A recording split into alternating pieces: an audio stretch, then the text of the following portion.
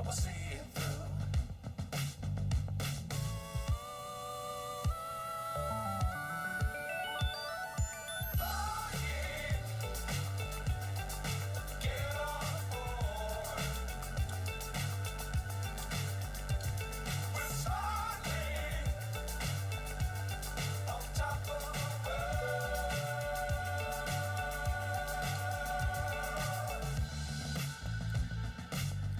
Times don't fly too high. Be sure to keep the ground in sight. Fly forever if you keep it tight. Love the world and keep the sky in your mind. Get on board. We're soaring on top of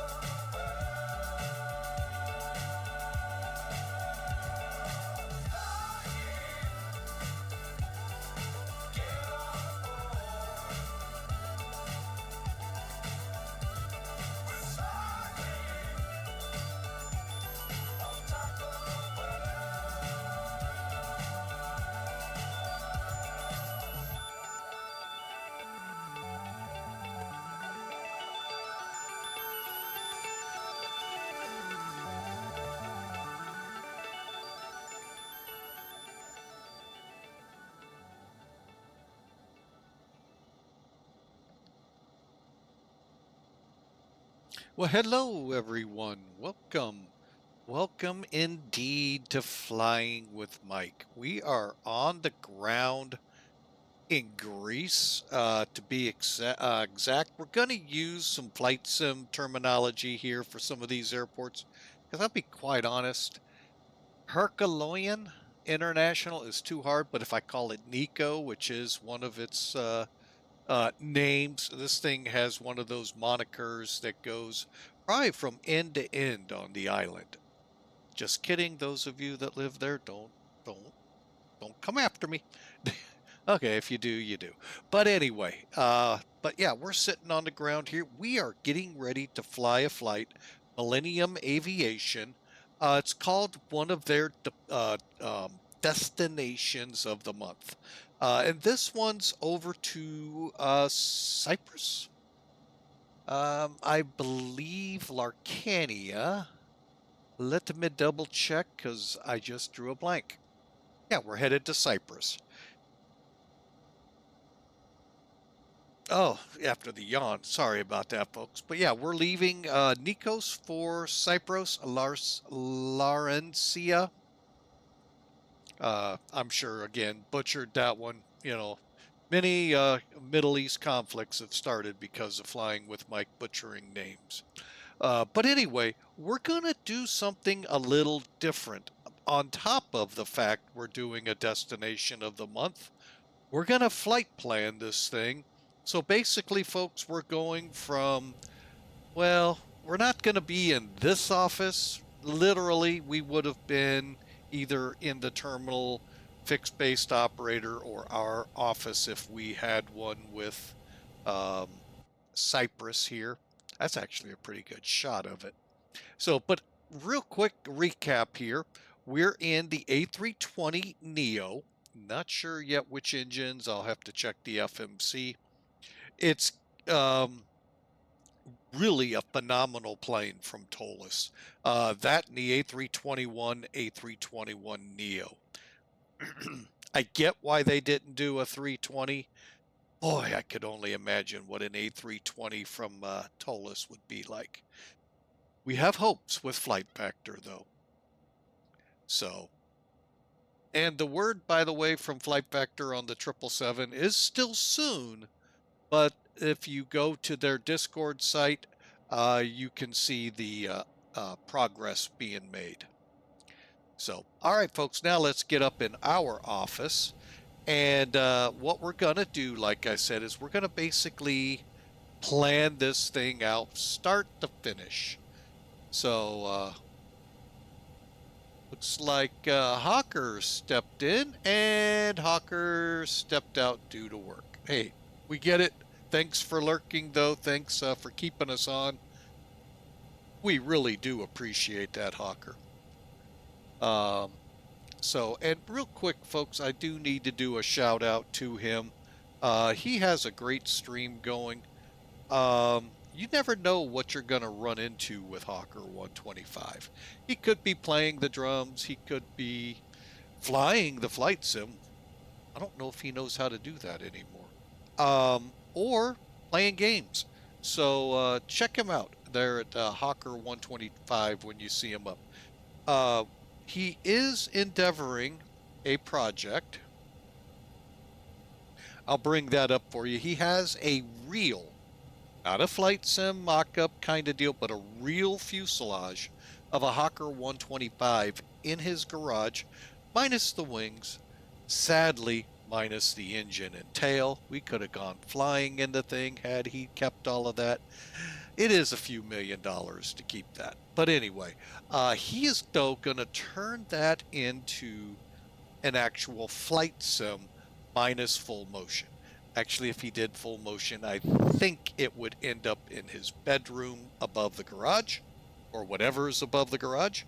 So that probably would not go over well with the missus. So, but anyway, he is working on that. Hopefully soon we'll get to actually putting pieces into it and getting it up and going for him.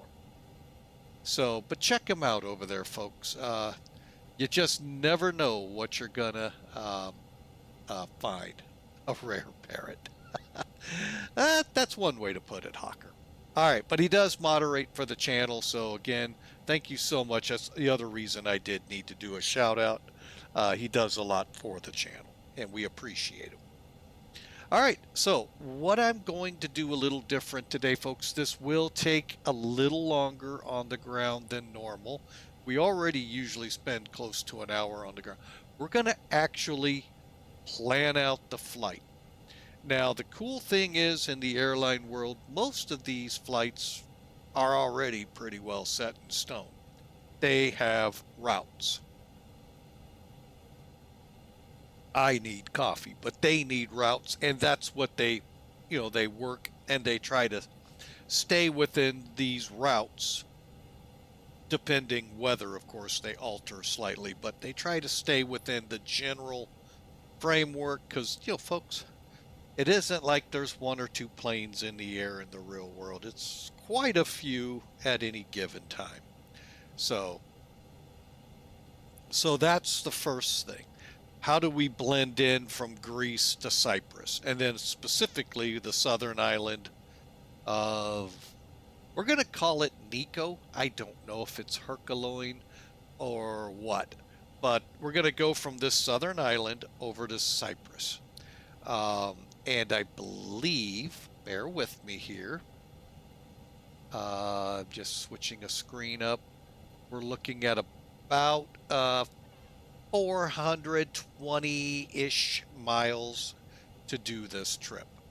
And again, if you're not part of MACAIR, folks, the true name to MACAIR is Millennium Aviation Company, short for MACAIR.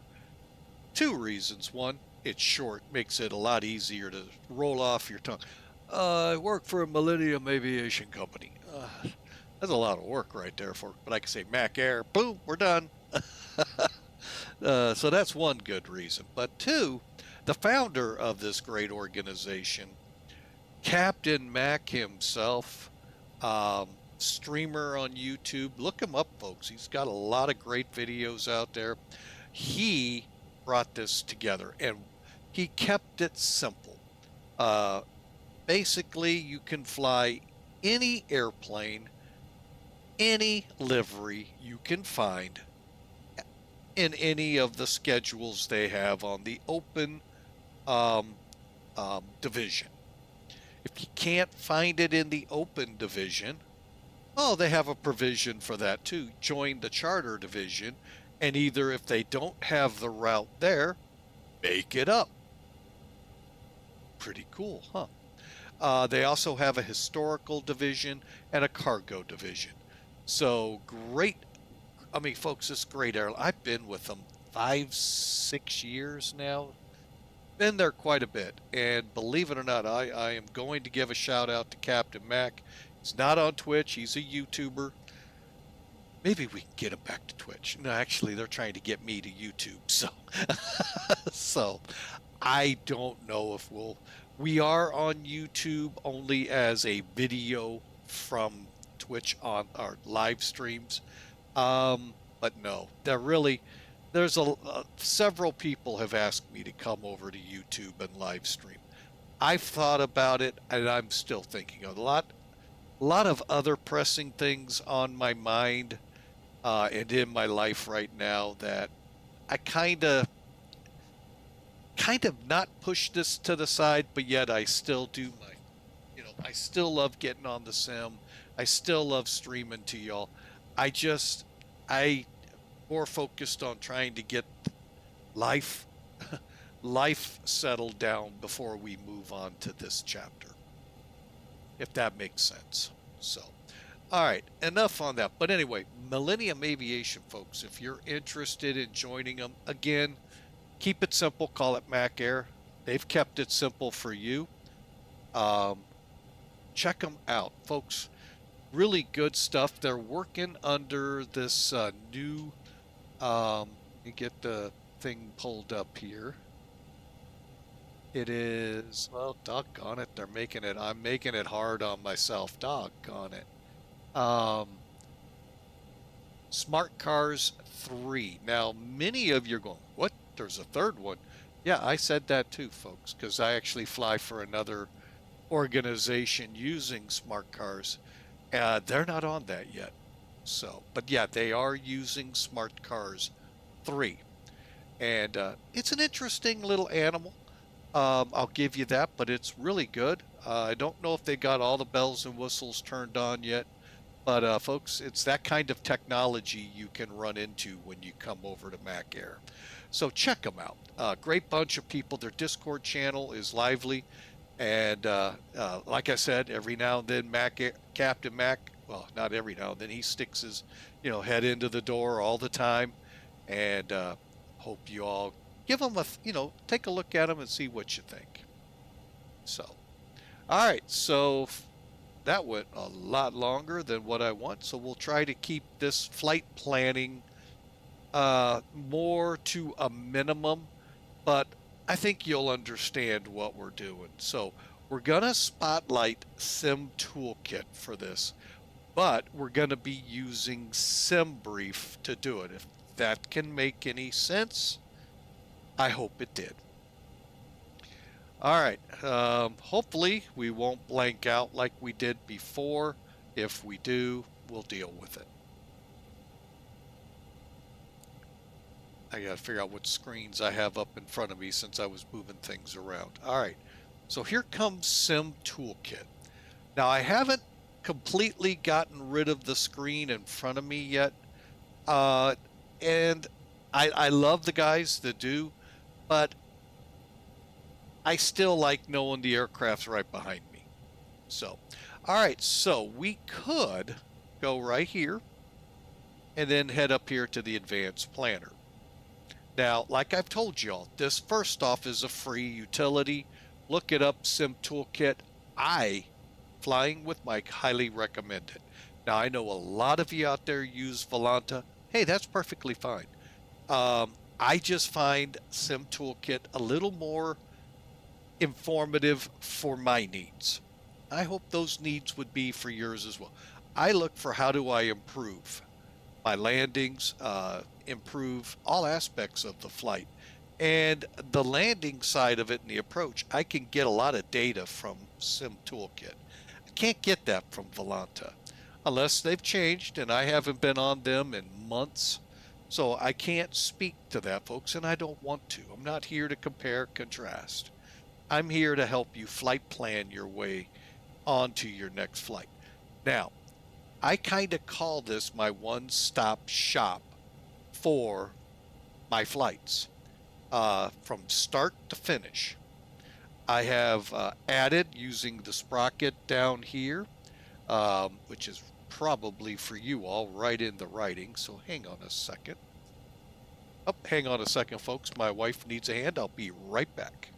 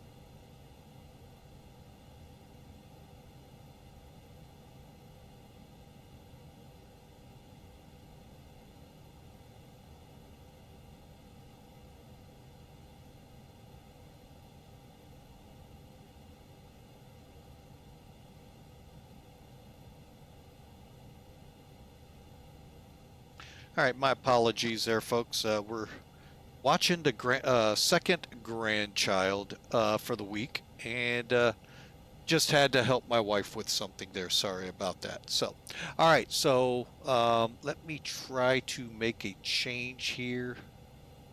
Very small one indeed.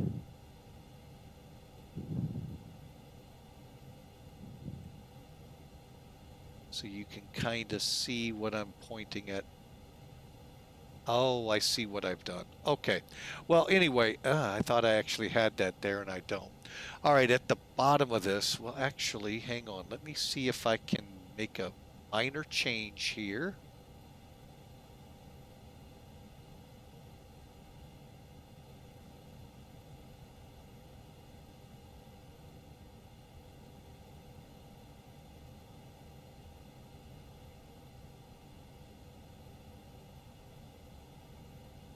Oh, yeah, there it is. All right, folks. Oh, I think I got it. Oh, yeah, there we go. So now you can see the bottom. Hang on, I'm just making it easier for me. Okay, there we go. Sorry for that on the fly thing. I never really paid attention and noticed you all couldn't see that. But okay, down here, you see this little sprocket? That's what allows you to add these things. When you click it, it shows this. And all you do is name it, put the website, and you're good. Okay, so we're going to, instead of use this, which is really not much difference than going to SimBrief itself. Well, you know what? Yeah, let's just go to SimBrief. Okay, so this is what you get, folks, when you go to the website for SimBrief. If you want an account, I highly recommend getting it. Reason being, one, you can use the newfangled options here in Toliss, Zibo, Flight Factor, for the A320 only that I know of. I'm trying to think if there's any others. I don't think the MD-11, but I'm pretty sure. I don't know. I will have to try it here soon. But anyway, you can try those new features where you just click init, plan, performance, and so forth. Yeah, it starts here, folks. So basically, I already have a litany of flights lined up for the week. Yeah, you see them. So let's just go to this one. It's very simple, folks. All you do is go in here, click new flight, and start filling it in. We're going to be Cyprus 572 LGIR LCLK. Now, our alternate, oddly enough, is Tel Aviv.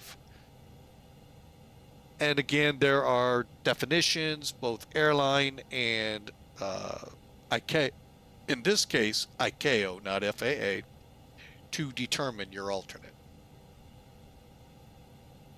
And just so you are, I have been told many things in ICAO come from, or vice versa, FAA. So they kind of work very closely hand in hand.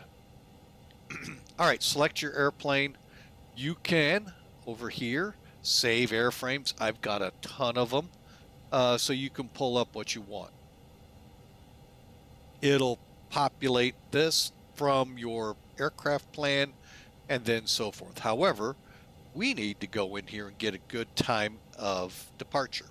1722, let's go for 1825. And apply. Now, if it's 2 hours or more, either way, you're going to get it to relook at your runways. Now, it selects runways, but it's not necessarily the correct runway.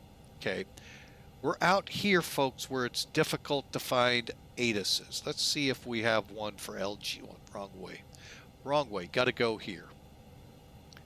If there is a VATSIM NOTAM out there or a ATIS, it'll show. There isn't.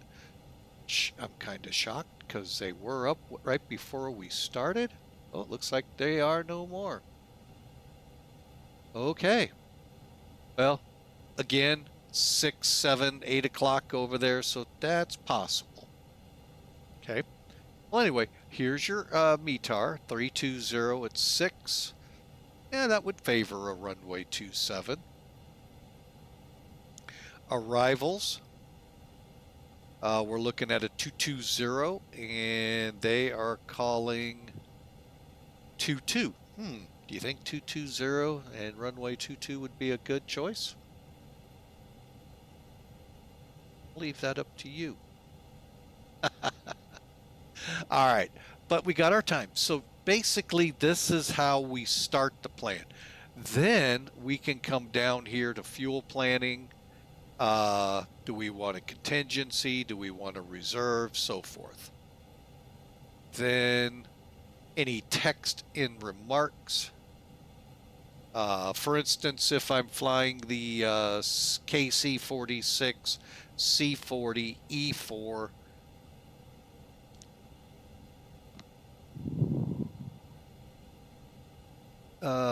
this would be the wrong place I'm thinking. I thought I heard remarks for ATC. It is not. This would just be remarks like what position, what stand, whatever you're parked at. Whatever dispatch wanted to give you. That would go what I was just talking about for Sim Air Force in the actual aircraft. But the cool thing is now it starts looking for routes that have been flown. Hey folks, things change. You get weather in the Med. I mean, it's not a continuous never see weather. So here's the latest flights they've found out there for different types of aircraft. This one is a VATSIM routing. But we can choose them and look at them. We're just going to go with the simple one. Close. Now, if we needed to, there is another utility. This, by the way, comes with it, SkyVector. And folks, just go to skyvector.com. You can go to it anytime you want. Stick in your departure, stick in your arrival, and there you have it. Now, we're set up on World VFR. I can go to high. Well, we know we're going here. And I forgot what our cutoff was. TOSKA.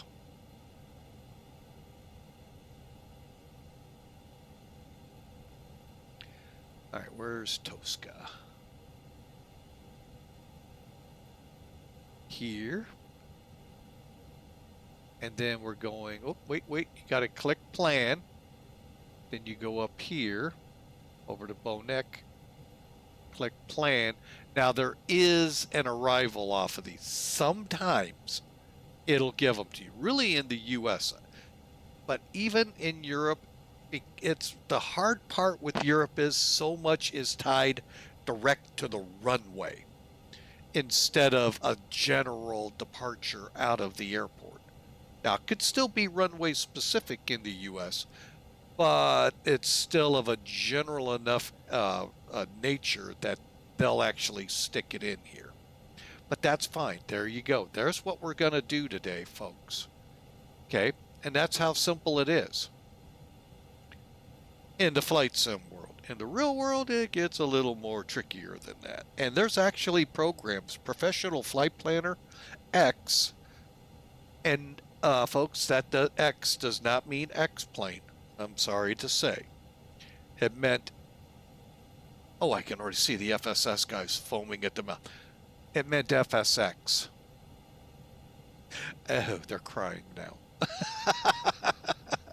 Yeah, it actually was made for FSX, prepared, yes, Microsoft, and even X-plane. I find the performance data that I get out of it almost spot on. And Top Cat pulls from that. And you've all seen that, so that's kind of how Flying with Mike plans. All right, so you've seen how we got our flight plan all going. I can go in here and look at our alternates, routings, and all of that. Okay, so we got the basics set up. We got one more step before we mash the generate flight button. And I talk about this a lot, and I tell you, look for it. Well, it's right here, folks. OFP layout, operational flight plan layout, meaning if you open this up, let me get some room here, because all of these different airlines, most of you are going, oh my gosh, that's right. Oh, I'm not done yet. Yeah, after Southwest, there's Thai, there's the Arab of Emirates, United 12 and 18, Air Frog 12 and 17. So you could go into a lot of different formats, folks, and see which one you like the best. Or simply stay default with Lido. It doesn't change. Now, why did mine say American? That's because when I set up my flight or my aircraft over here, you can go through and make it default to that specific one you like all the time, just by ticking it in the individual aircraft you set up. Okay, but that's where it's at, folks, right here under selections. Now, the reason I like American, I just like the way it comes before me. Some people that pointed me to it, well, they were American pilots, airline pilots, who chose not to want to disclose they were. And that's fine and dandy. They, I get it. You don't, I get it. I totally get it. So, and then here's the current AirNAC cycle. It was valid from April 18th, coming up May 15th this week, folks. It will expire. A new one is coming. And this can update, your aircraft can update through NavGraph. Okay. Also, as you can see down here, I've tied NavGraph charts. One-stop shop. Now, if we went through the advanced planner through Sim Toolkit, generated all of that good stuff, folks, we could go to saved flights down at the bottom. I'm going to go ahead and generate, just so you'll be able to see what we're talking about. Okay, so now we've generated. So let's go to saved flights. There it is. I'm going to go ahead and delete this one so it doesn't confuse us. So there it is, and this is the information that just populated prior to. Hang on a second. I like to grab a couple quick things here. If I don't get the rest, I'm happy, but if I can at least get the route, I'm really happy. But at any time, as you can see, I can come back and get it. I just like having it right off the bat. So there you have it. So real quick, before we go over to Sim Toolkit, altitude for the flight today, 39,000, cost index 30, which, by the way, you can set this in your aircraft's profile when you set it up in there. Your distance came in at 440, and here's our winds as of just a few minutes ago. 279 at 54, meaning we have a headwind, right? P? No, tailwind. Might be a headwind. Anyway, a 53. And as you can tell, we're pretty much going due east in our flight. So yeah, that would be a headwind component. And at the same speed, it's off by just a hair, folks, to get us 1 knot difference. All right, there's our AirNAC layouts right there, so you know when you come down what you're gonna see. Okay, so we got 144 peeps. Here's the operating empty weight. Take that from your aircraft's information. not from necessarily Wiki or Airbus. Take it from what the aircraft you've downloaded. A lot of them will tell you that for this purpose.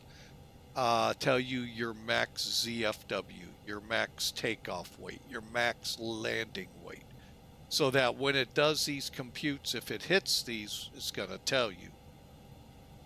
And then we've got 6,400, we'll see, call it 6,500 pounds of cargo, and there's our payload. Fuel for the trip today is 12,134. I'm in pounds, but you can set it in kilograms and meters if you're so inclined. I would be very confused. Lastly, as always, you can come down here, folks, get your flight plan downloads to the aircraft properly and pre-file. Let's go, and I can go POSCON, Pilot's Edge, IVAO, VATSIM. And I haven't done it this way in a while, so we'll do it a different way.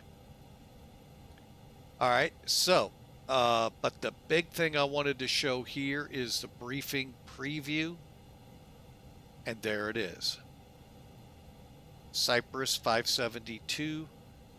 Here's our route, alternate, minimum fuel, release fuel, meaning that's what you want them to load you with. Your fuel burn en route, arrival fuel, en route time. Now, I think that's the schedule. Hang on, I'm going up here because it will tell you air time, roughly an hour and 7 minutes. Hour and 35 minutes, so we'll see how this plays out. Cost index. Now, here's the alternate, and to get to Tel Aviv, 27,000 on this route. And yes, folks, you can put that in your flight plan if you so desire. And then here's your fuel, and so forth. Why I like this one, Virtual American talked with SimBrief or whatever they did, and they got this little nugget put in here at the end, right below your charts. It's your quick rundown of weights, passenger load, passengers, lap kids, and your crew. So your total SOB is here. That's right, crew members count in the SOB list, folks. So those of you like me in the airport fire world, when we get toned out, they tell us we have 151 people. We better have a total of 151 people, crew, lap kids, whatever. And it'll break down on the information. Could take a little bit, shouldn't, but sometimes can. And that's just called airlines being airlines. There's your passenger weight, there's your cargo. Again, Virtual American, they say they went in and did a lot with them to get this page. So, hey, it's pretty cool information. So, and then I just use it for a lot of the flying I do. All right, so there you have it, folks. That's how we flight plan this. I'm going to go ahead and get rid of this for now. Now let's get Sim Toolkit up here. And I just clicked the wrong one. Bear with me, folks. Let me see if I can. Oh, there we go. Load from SimBrief. There's our route. Click it. Currently no ATC. Now we're going from this southern island of Greece over to Cyprus. All right, I'm just zooming in. Now you can see the route. So again, to sit, 3 Tango to sit, Uniform Mike 978 to TOSKA, to BONEK, to Bone 178. 22 is the arrival run.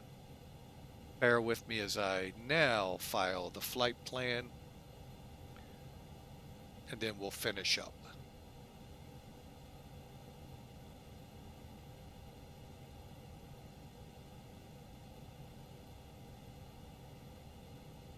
Might actually get out before the 1825 time. All right, so there's our route. Oh wait, you guys can't see this, so sorry. My apologies.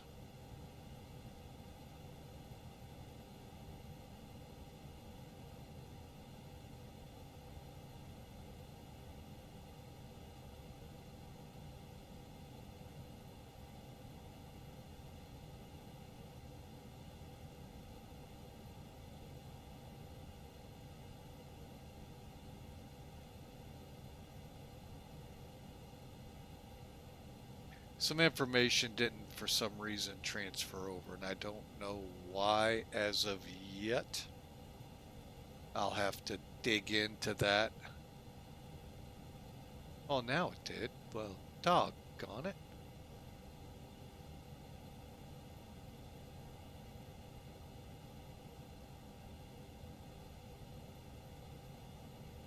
Okay.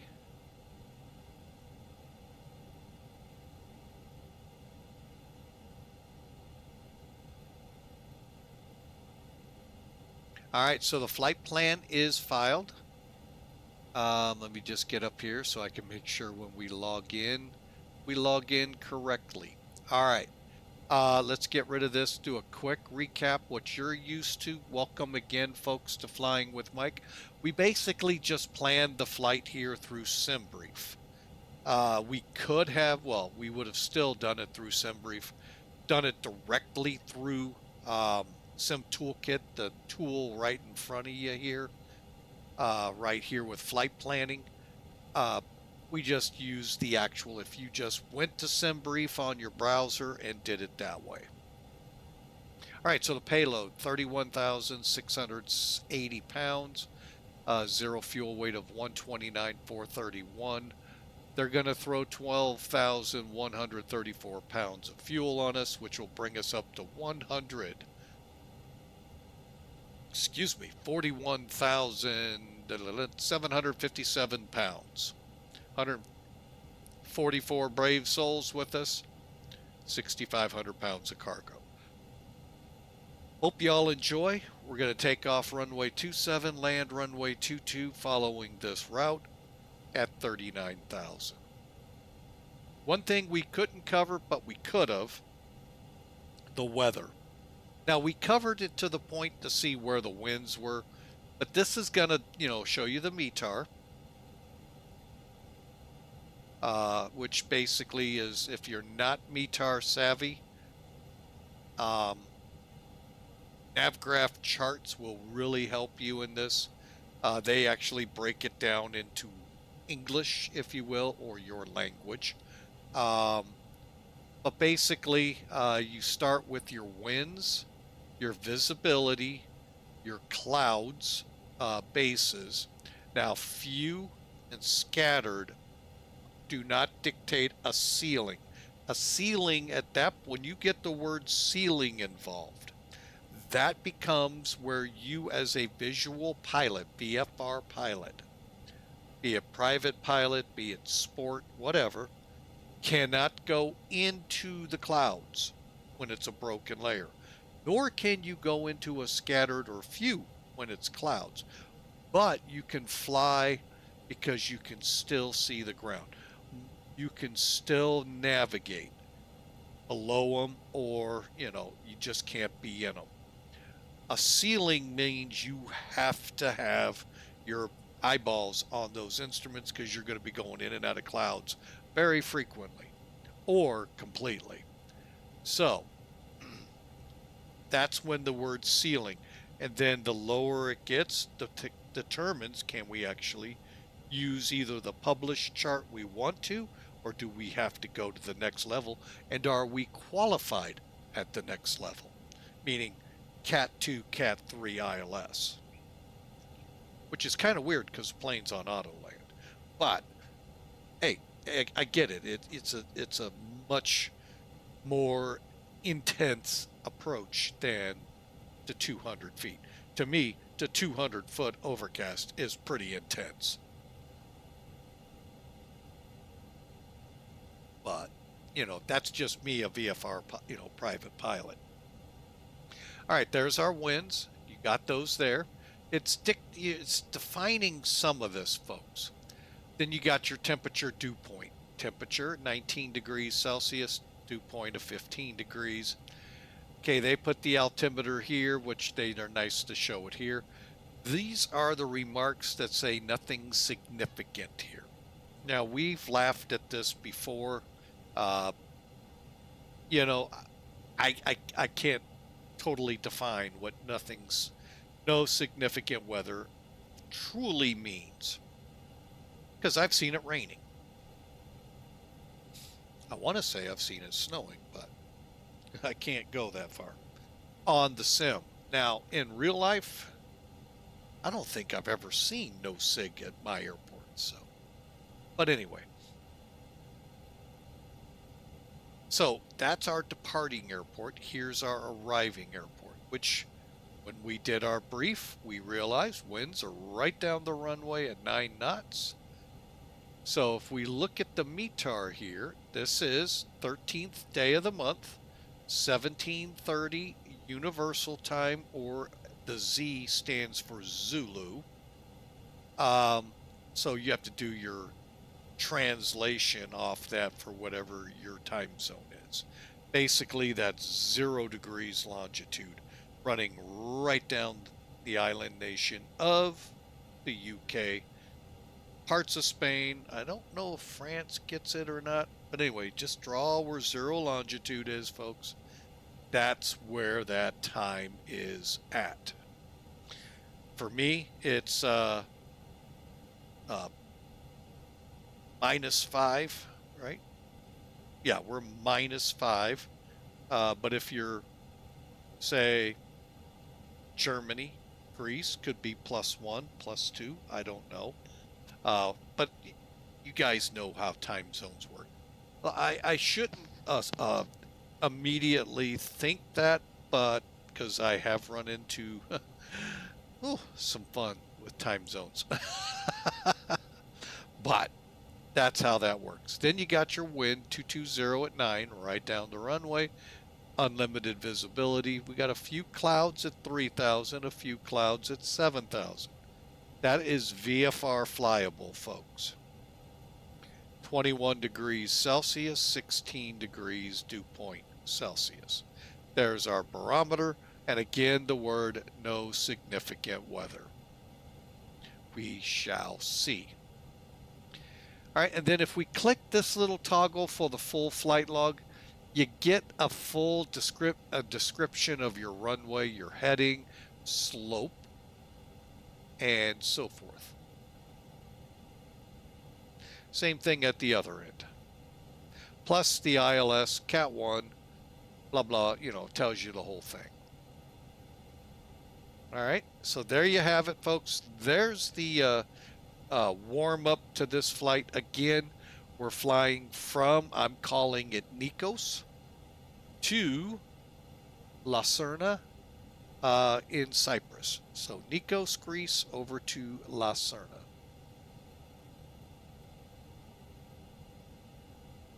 Hey, look, our screen stayed up. How about that one? All right, so let's take the information we have, folks, and let's get to work. First thing I'm going to do, come down here. Now, you can do this a couple of ways with Toliss. You can, by all means, go to the plugin, open ISCS, and load perf, and put it all right here. More than welcome to. Or you can come down to the mechanical and the attendant and do much of the same thing. See that, and then you just start clicking these plus signs. Fuel, we said 12,000. You're gonna bear with me here, folks. Oh, I'm in the airplane. I'm trying to figure out what the heck did I do. All right, so we need 12,134 pounds.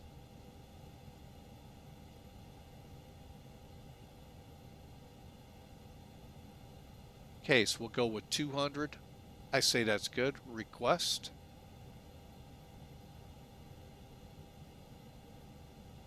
And then let's go up and do our cargo and load. The next one is if you needed to de-ice. Pretty sure we don't need that today. I can already say something. Ow, that hurt my ears, the word de-ice. All right, we're running with 144 people, so we'll just click load and close that. And then we're going to come up here to the EFB, electronic flight bag. First thing, you can see we got pretty good frame rates here. I'm going to go to the map. I'm just going to set it up real quick.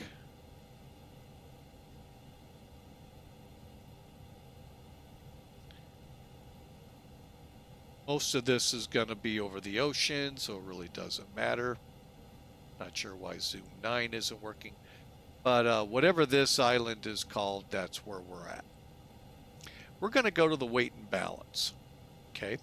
There's where I got the empty weight. Maximum zero fuel, maximum takeoff weight, maximum landing. All right there. However, to fill this in correctly, reset to current. And the survey says we need 129,431. 200 pounds would do it. We're going to get our, go back here, mechanical. And I'm going to add 200 pounds. Load. Back up. Reset. 435. And we need 431. I think we can deal with a 4-pound difference. So we're loaded now, folks. We're running a little heavier on fuel. Our takeoff weight is going to be about 600 pounds overall, heavier than what was planned. And that I don't, I do see the difference.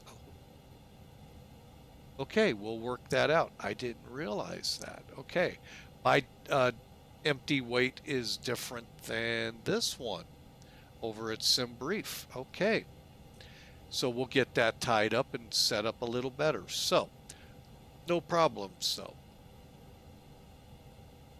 CG is here, and you can see zero fuel weight and gross weight, CGs. And our numbers, okay? We'll come over to takeoff perf here shortly.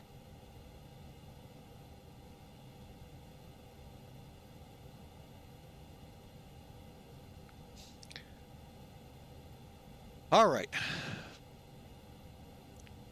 With all of just trying to catch myself up here, folks. All right, so we got the aircraft loaded. Let's start in. Let's walk on out to the plane, folks, and begin our checklist, shall we? We'll look at the plane here in a minute. So we've obviously got ground power or APU on one of the two. Why? So all the monitors are lit up. Okay, we're going to go through it anyway. So we'll head up top here. Battery switches are in auto. Again, Airbus, folks, if it's dark, it's set to auto. However, I'm going to do a check here.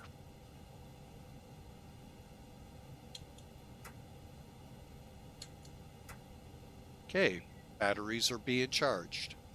You heard it, but we'll do it again. Cockpit voice recorder test. If you were here during the opening music, you would have heard that. Switch on. And then we also tested our fire warning system. Okay. Cockpit lights are set. Let's do that check real quick.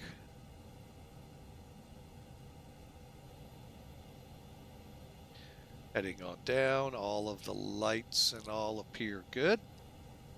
And we're set. And we'll go ahead and turn the dome light off. We have emergency lights on and the no smoking light illuminated. We bounce down here real quick. We are loaded on fuel too. So with that, we can bring the APU online.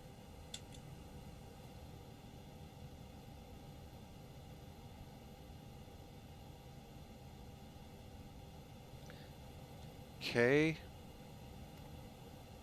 Waiting for flap open.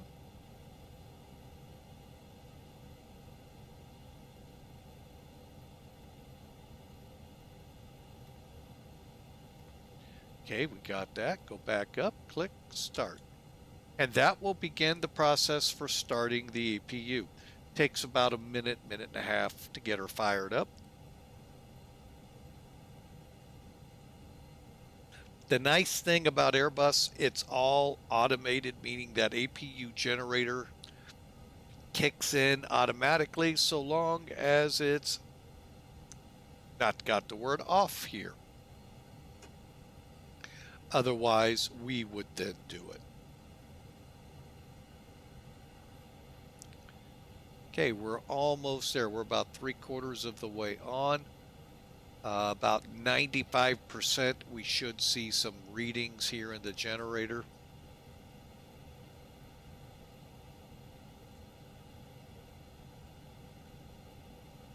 All right, APU's up and running. Cockpit lights, while we're here, let's check. Spoilers are down and not armed. If they were armed, you would see the white lever. Flaps are up, verifying the flaps are up. You got the lever up and your flap indication is right here. Yeah, there's no steam idiot gauge here to tell you otherwise. So, good or bad, couldn't tell you.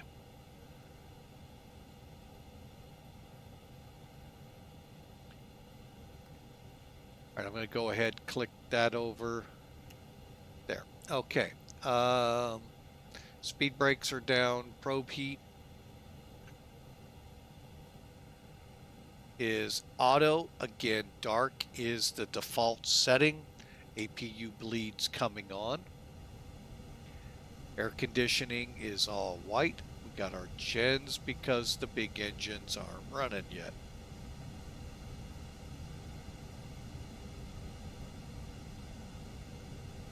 And we can come off external power now.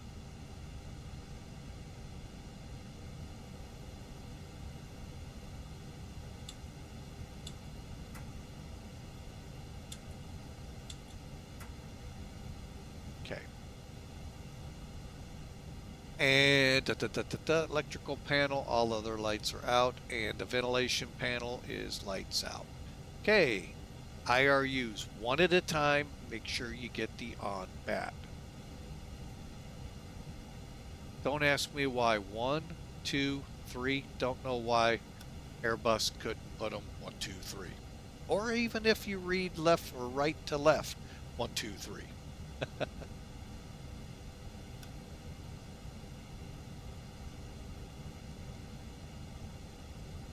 Okay, so we got our on bat.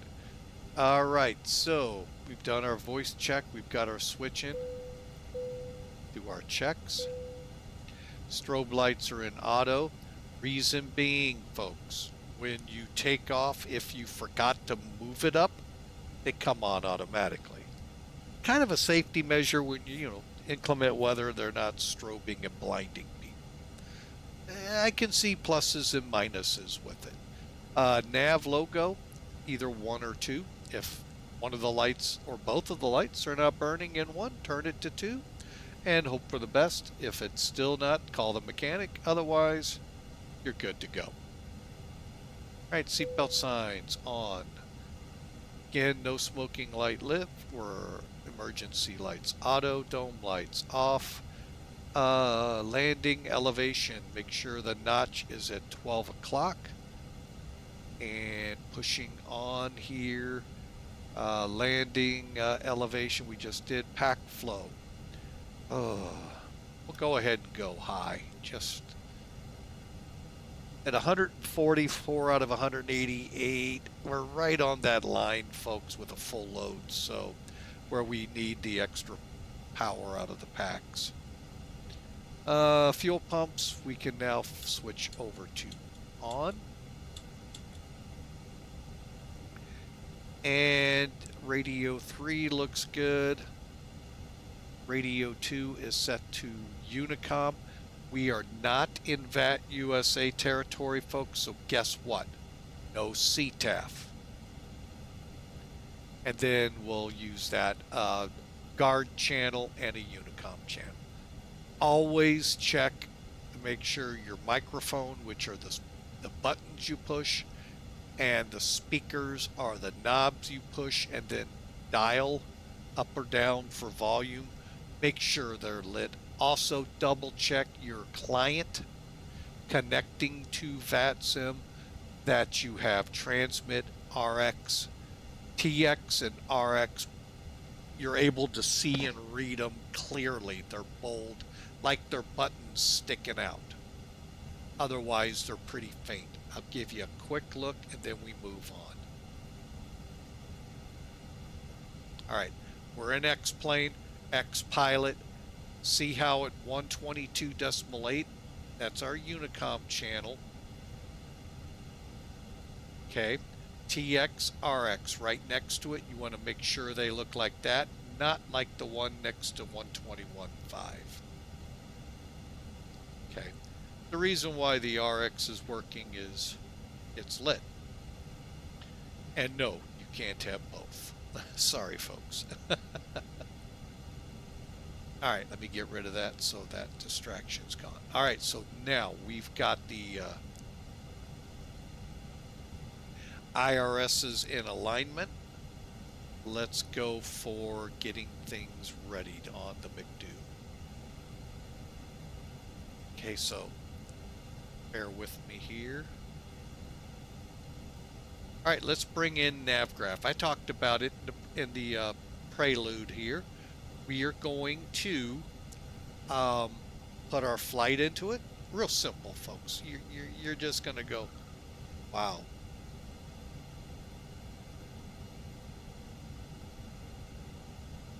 Hang on a second, folks.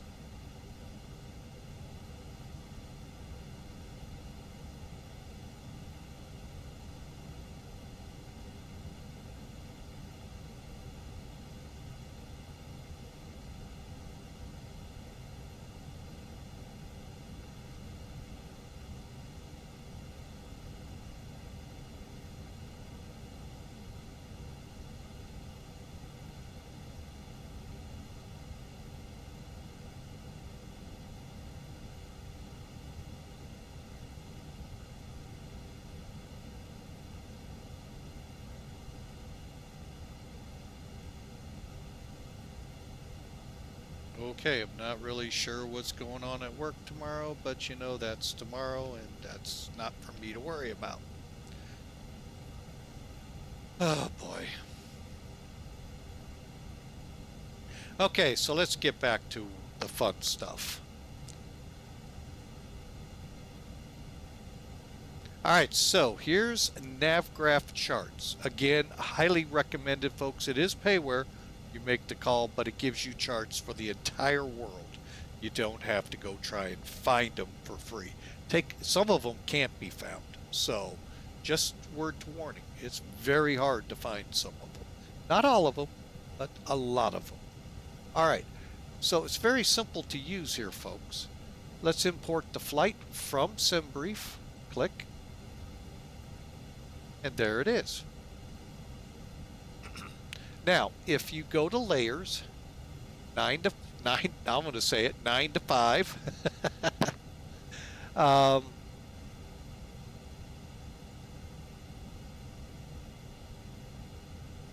on a second.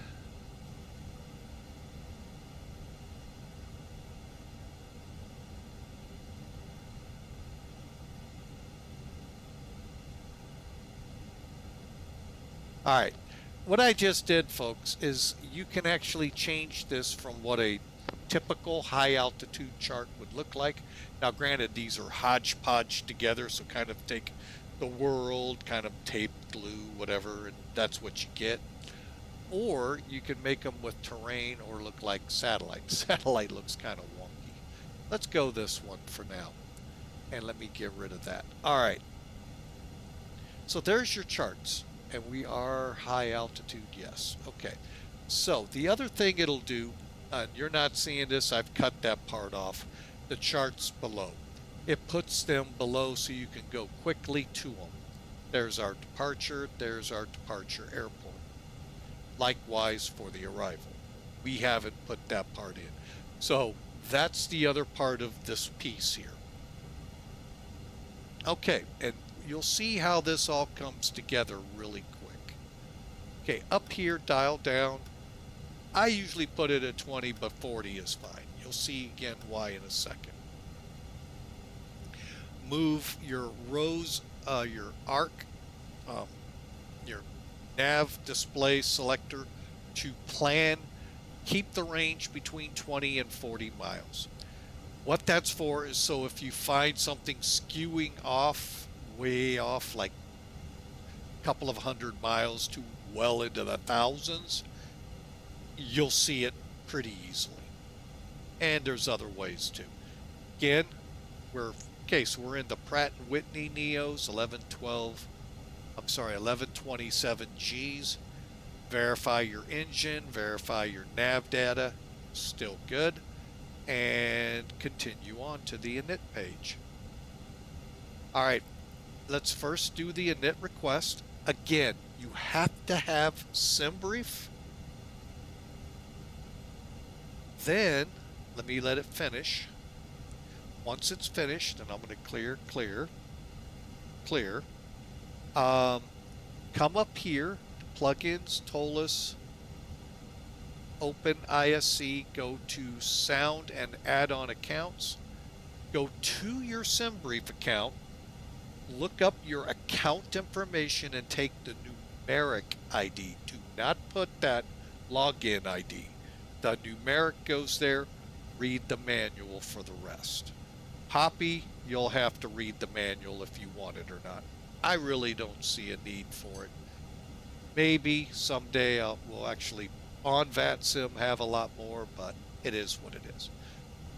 Now, real quick here.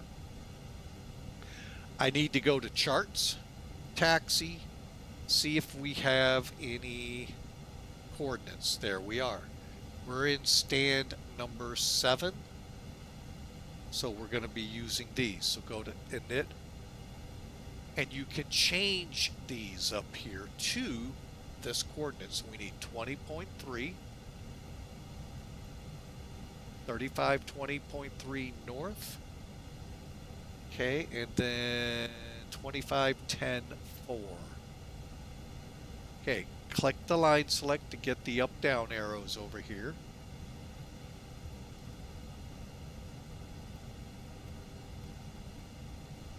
Okay, 2510.4 east. Okay, when you click align on ref, it's exactly what it's going to do. We're GPS primary, which means it has just aligned. Clear.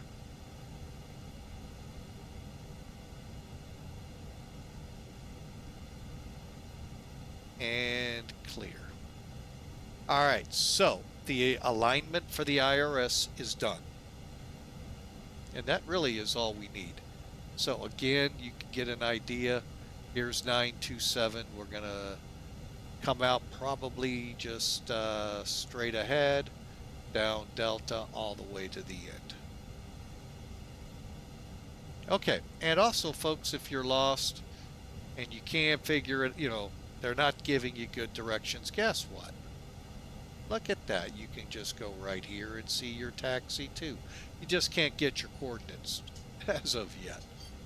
Give them time. They really have been updating. Okay. So you got all your information. LGIR, LCLK, Cyprus 572, cost index 39. I'm okay with that. 39,000. These can be changed if you know them. Otherwise, don't worry about it. And then do a wind request. Now, real quick before we go on, you can do that all right here. Now, I don't know how much in reality is here, but I do know if you go to data, function, there's your flight plan in it, your takeoff data request, and your wind data.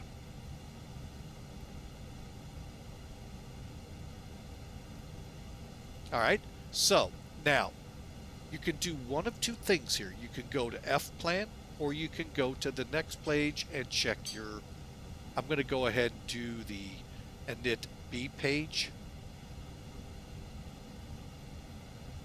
I'm leaving this here. It'll come into play in a minute. All right, verify your zero fuel weight, 129.4, 129.4, 120, or 120, 29.2. Let's make I like to get things pretty, oops, forgot the dot.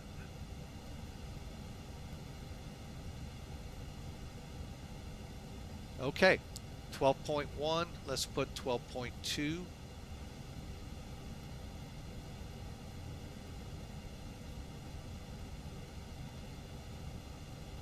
All right, that way you get the most accurate information. Everything else looks good. Go to F plan. Now, let's, oh, you guys may not have seen all of that. My bad.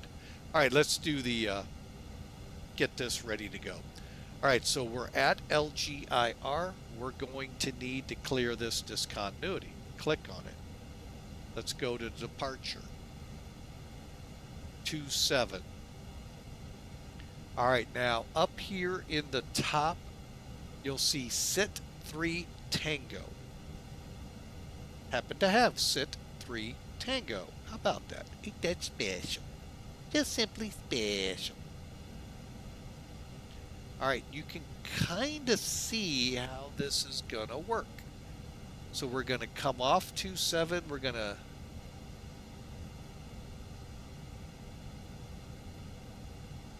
just making sure it's a departure. Yeah, it is. Because I got confused. Oh, I see. We come off. Here's the 3 Tango. So we'll take off just like we're doing the Charlie, except we're going to turn back following the 303 off of IRA.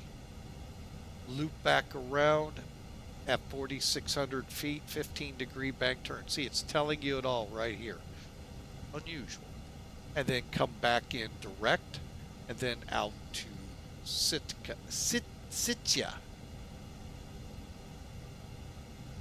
All right, so what do we need to do? Just start hitting the up button till we get to Sit 3 Tango. Let's make sure there's nothing saying we can't. Nope, okay.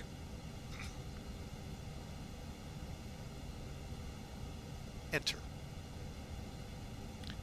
And then you can now see it. Sorry, folks, right here. See how it's doing the same thing.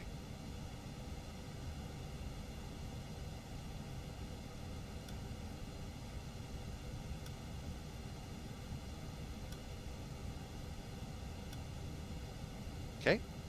Now, so our fixes are really going to be intercepts and altitudes, okay, as we go through this. But now we just do the up-down to go through it. IRA, sit. Oh, went too far. Let's back up to sit. All right. All right, so from sit, we're just going to walk it off. Oh, it doesn't have... Oh, there's Lapso, Nimbus. And we're just walking it off, looking at it on the chart. Permim, Vaxis, Ulfit, and TOSKA. Looks like TOSKA is going to be pretty close to our top of descent. BONEK, right there. And now we have to decide the arrival. All right. Now, we could go and start hunting pecking charts. Not the fun way to do things. We already know the Bone 1R for runway 22. Real quick, runway 22 has our terminal at the south end, general aviation to the north end, with 9,800 feet between them. But what runway or what approach? Well, the neat thing about charts, click right here, approach available. Well, we have a VOR. We don't like those too much. We also have an ILS. We also have an RNAV.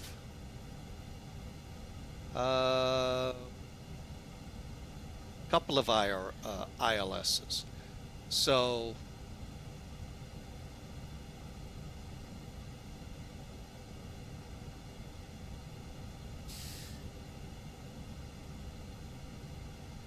I'm going to do the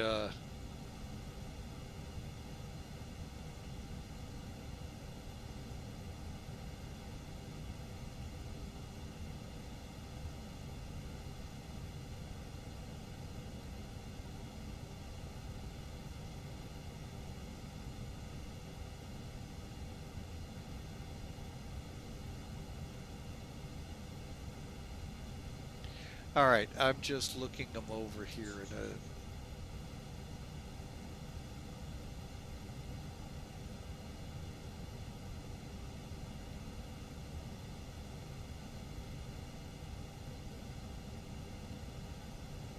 Okay, that was not what I expected. Oh, wow, they're looping them in. Okay, we're going to do the ILS.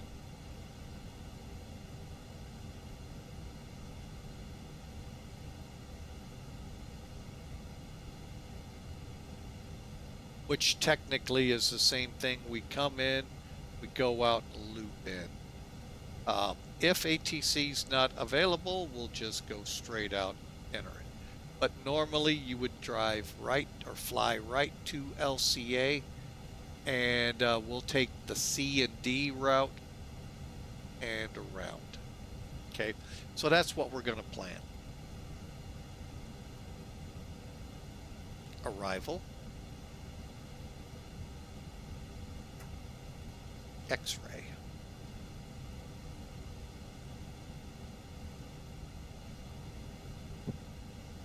We're doing the, let me just make sure with this chart, runway 22. Okay, so it's not specifying we have to fly an RNAV approach. It's letting us come to LCA, do the quick precision turn back in, 8-mile precision turn. So we're going to do the 1 Romeo. I hate these LC 1s and 2s.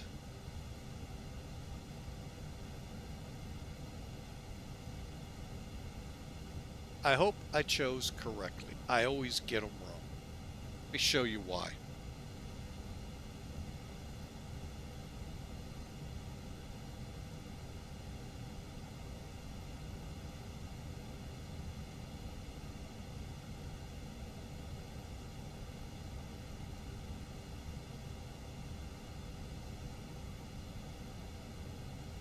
It's LC1.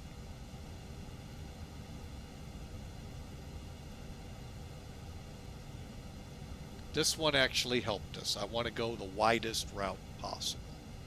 Okay, so now we've got our ILS, our VIA LCA1 on the Bone 1 Romeo insert. Okay, we just continue in. All right, and we can kind of look things over.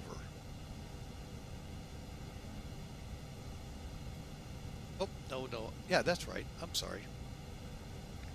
Doris, Atlas,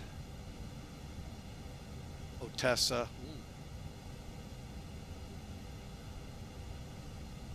Okay, they're still above, so we're good. Nothing hard.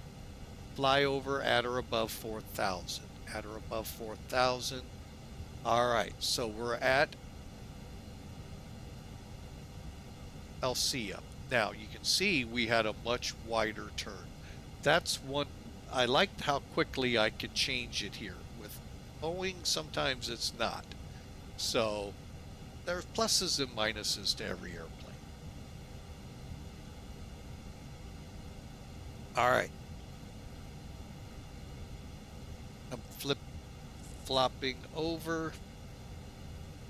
So we're going to go out on a 062 to the 8-mile mark, make our turn at no faster than 210.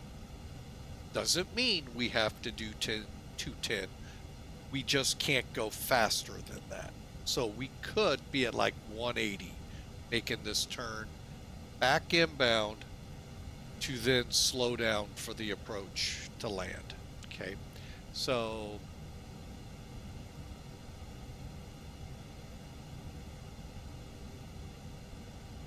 and then right on in.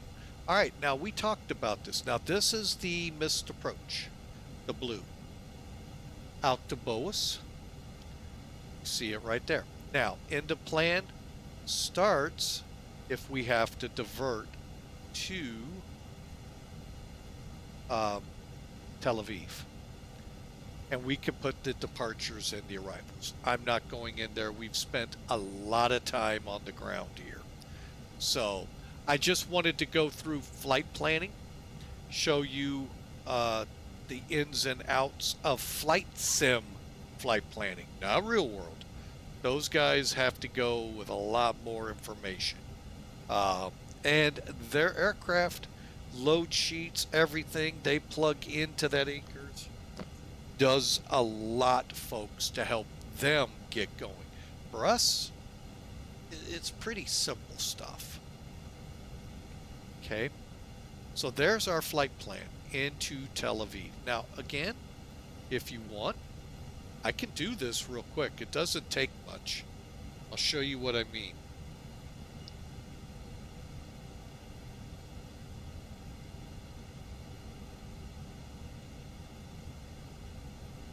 Okay, let me get back to our departure. Oh, which, by the way, don't get why it is the way it is depicted here, but that's right. All right, let's go up here. We're showing our sim brief operational plan. Remember, it's in the American Airlines format. Here is our information. So, from LCLK departure 22, we're looking for Emed 1 Delta. Okay, insert and close.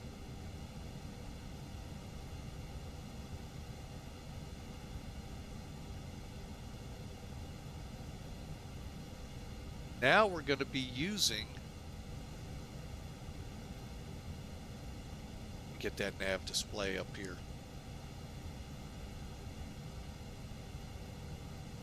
Okay, so we come off 601, Boas, Emed. By the way, Boas, if you remember, that was that's correct, missed approach point. Amida, well, we don't see it yet. Let's get them in here. Tuzba. Again, now we're looking for that ultimate, I told you, where it goes off. Everything looks good to date. Okay. Now, let's bring up the flight plan again. Our inbound, Amos 1 Bravo. Okay. We are planning...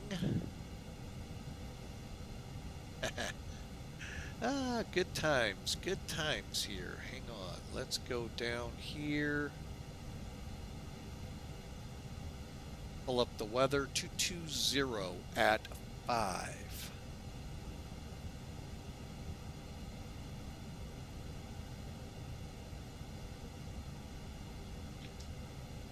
Hang on, folks.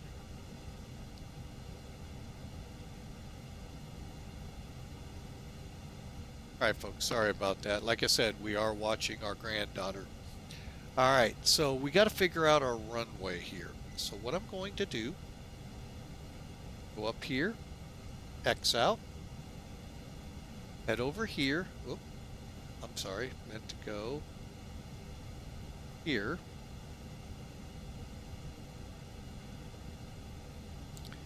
And then basically we're flying right down here. I can't find it real quick. Here's LLBG. All right, so runway 22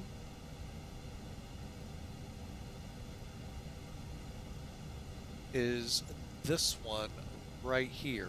Oh, that's 26. I thought we had 22. Well, I say we plan the ILS for runway 21. We'll be coming in here, okay? Now this one gets a little trickier because we don't have it formally flight planned. So we're coming to the ILS. What did we say?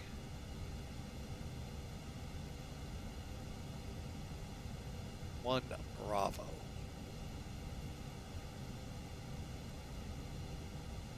All right, now what I'm going to do is go to charts, clear, approach, ILS. We're going to come in on the takeoff transition. I'm sorry. We're going to go ILS 21, come in via the takeoff on the 1 Bravo.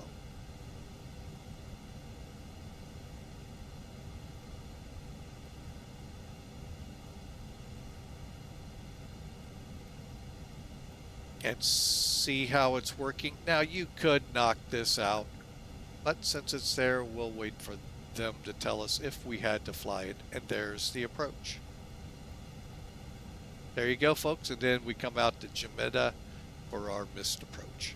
So there, this thing is fully programmed for the flight at hand. Now I go ahead, come back to ARC, and I leave my settings, and I click here to get us back centered.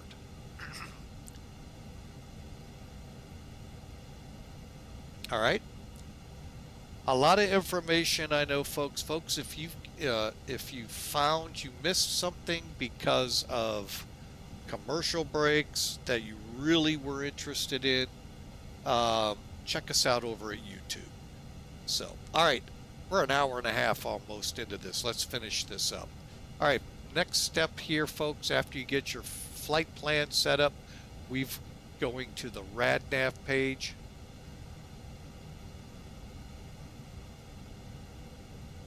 Make sure everything's okay. We're not worried about that. Whoops. Okay, then we're going to the perf page. We've already done the second page of the init. All right, so there you go, folks. We're planned up, ready to go in the Toliss. Now, believe it or not, we have some options here. We can play with the takeoff performance here. I'm just going to check the current weather. 300 at 4. Okay, so it's not accurate. It is as of 7 minutes ago. Make changes at 4. Temperature 19.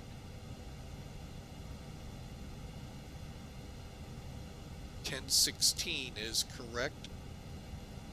And that is $29.99 for those of us in, oh wait, that is 30.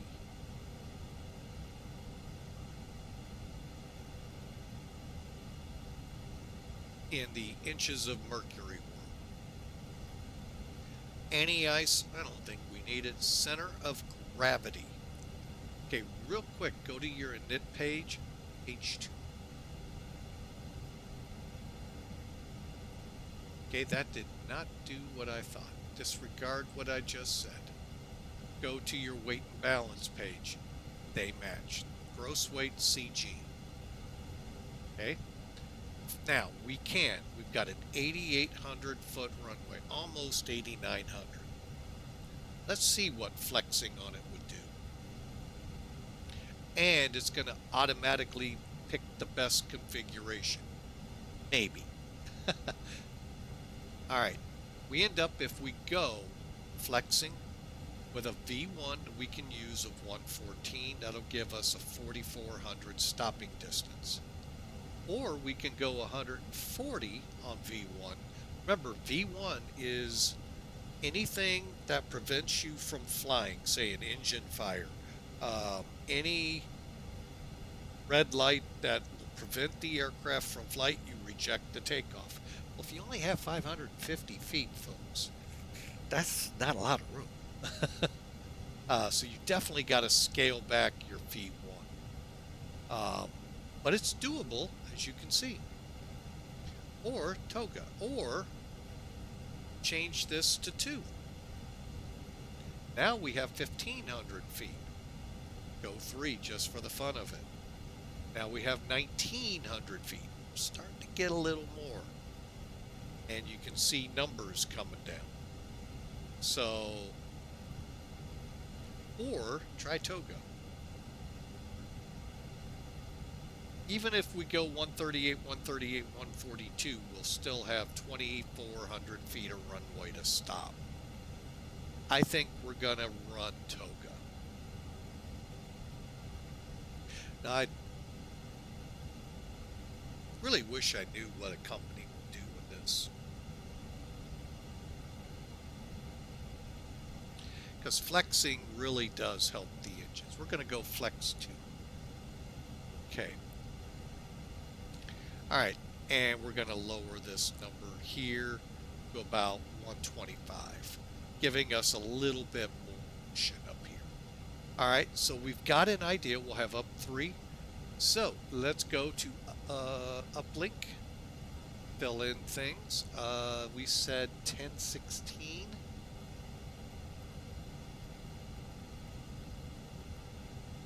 Winds 304.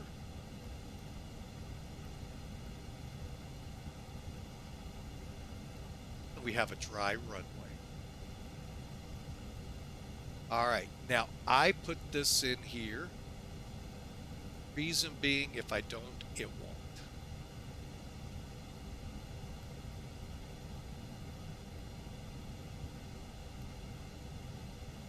All right, let's do our takeoff data request.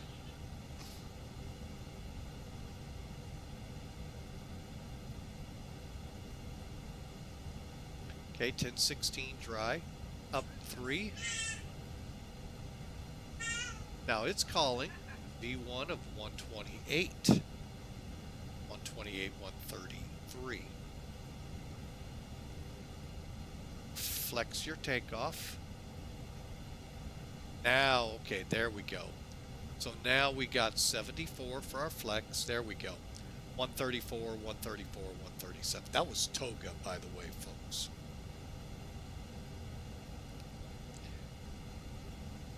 All right, so if you're okay with that, go ahead and click Insert, and then I'm going to dial back V1 to 125.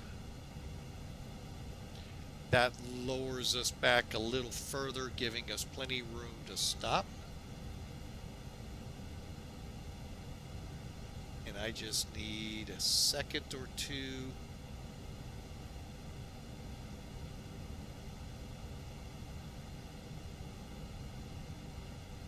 All right, going to black box 711, 1700, 3120.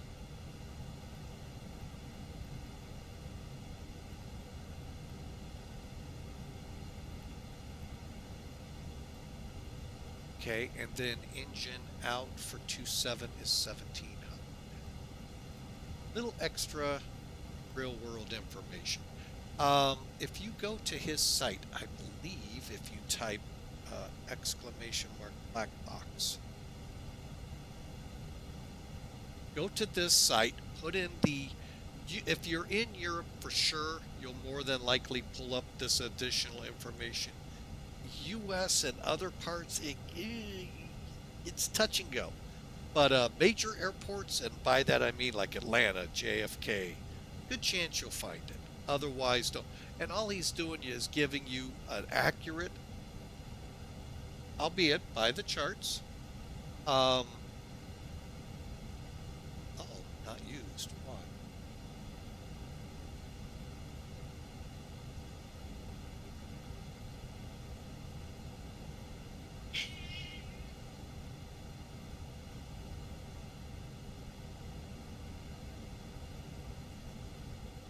Oh, I don't know what that was on my charts program.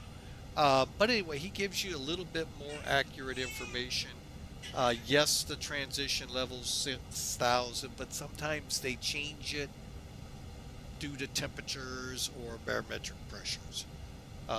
Welcome to flying in other locations throughout the world. Again, we'll use landing perf as we get closer. All right, folks, I say we are got the performance. We've got all we need. We're going to take off flex 74, which we don't have to do anything with. That's automatically programmed. Flaps 2. All right, and folks, we're ready for pushback. I hope. I would be very upset if I did what I think I did. About to find out. We're firing up. I cannot imagine. I can't ever remember smart cars. Ugh, 3. Here we go. Moment of truth. Did I start my sim right? Yes. And by that I mean don't start it as an administrator. For some reason it seems with Smart Cars 3, unless I've got mine set up wrong, you got to start up as, just start it up. Hang on a second here. I'm just going to go ahead and throw out in there.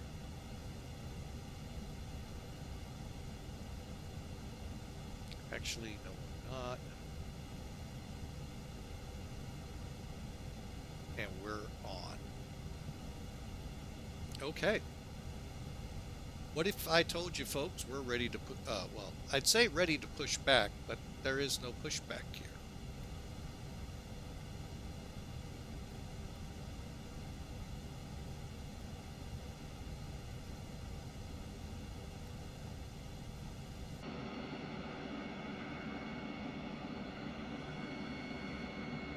And folks, we are, believe it or not, ready to go. We're just waiting on all the nice little toys to get away from us so we can take off.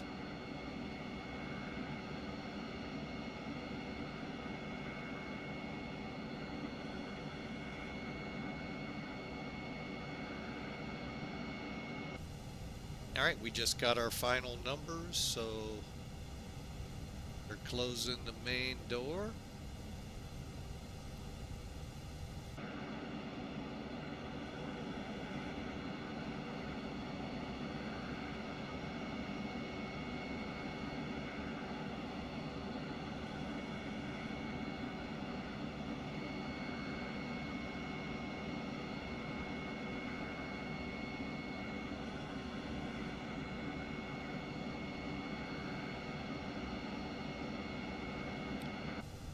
All right, let's get into it. Okay, altimeters, 1016. LS constraints, arc 20. That's fine. 1016 LS constraints. Okay. Managed.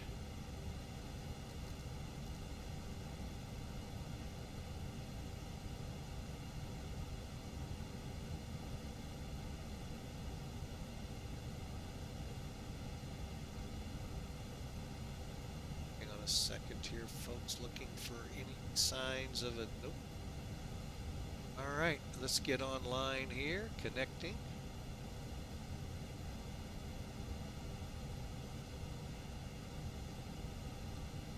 Cyprus.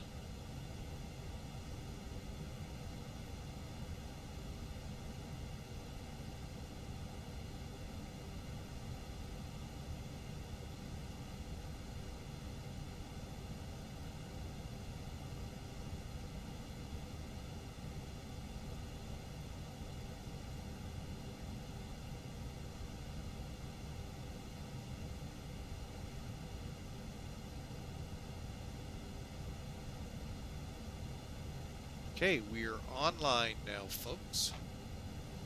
Final things. Go ahead, stop us at 5,000 for the moment. Then we'll continue our climb. Anti-skids on. 3 green, landing gear down. Flaps are showing up and up. Speed brakes down. And ready. Let's get better. Oh, we don't need better pushback. Let's just start cranking them.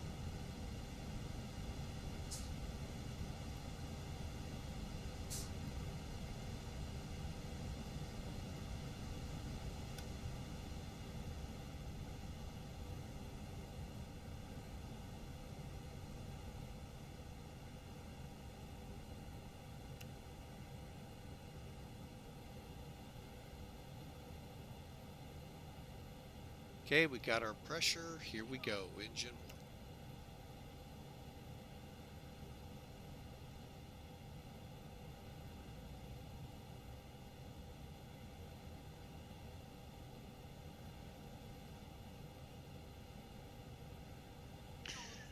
1. Oh, the wife is having fun. She's enjoying grandmahood. All right, so the engines are spooling. And as you can see, coming up, so long as the gray box is there, folks, things are going. If you should miss the word avail up here, if the gray box is gone, you're good to start up the other engine or proceed to your after start checks. Okay, we're almost there. There's the word avail, so we can start up number 2.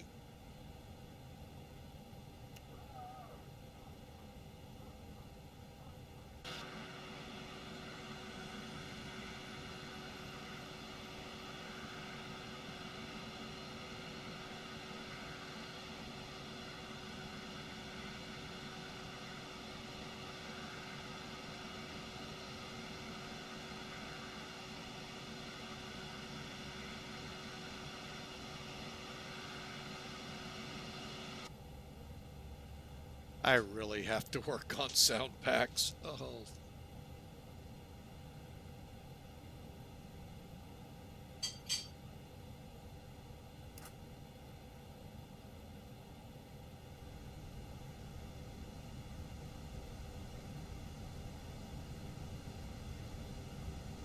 There's avail. Let's start our 3-minute warm-up countdown. All right. First things first. Switch to normal. Then we head up top.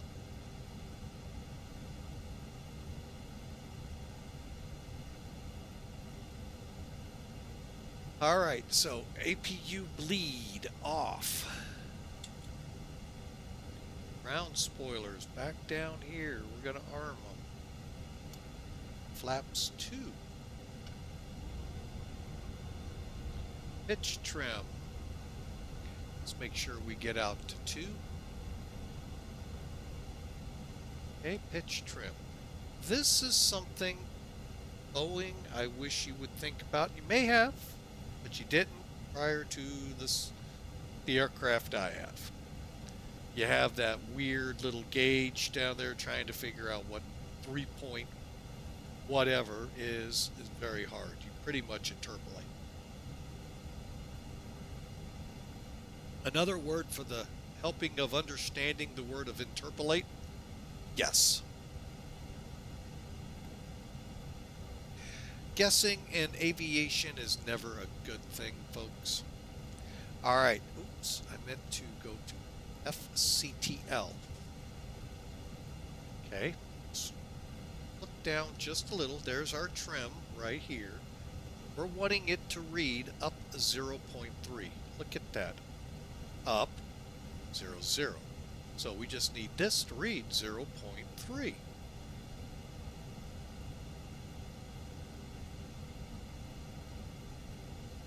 So be it. Now, while I'm here, I skip a couple steps and do my flight control check.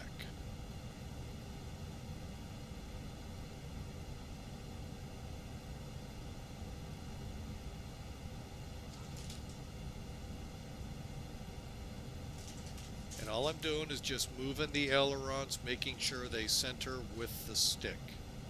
Okay. Same with the elevator. Getting full movement, making sure there's no chance of a gust lock involved. Gust locks are great for when the aircraft's parked so it doesn't violently move the surfaces. Really shouldn't with hydraulics, but you never know.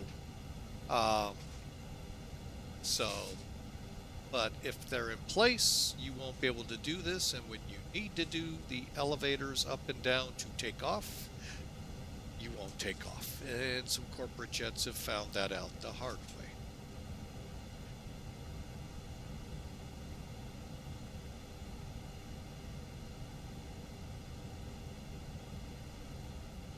And they weren't around to tell the tale. All right, so we're good to go there. Now I'm just going to unselect. All right, going on down, engine. Anti-ice is off. APU is off.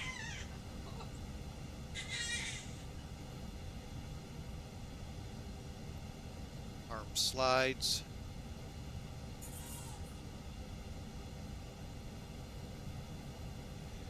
All right, auto brakes, we'll go ahead and turn those to max. Taxi light on. Turn off lights on.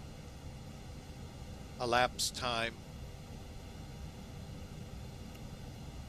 And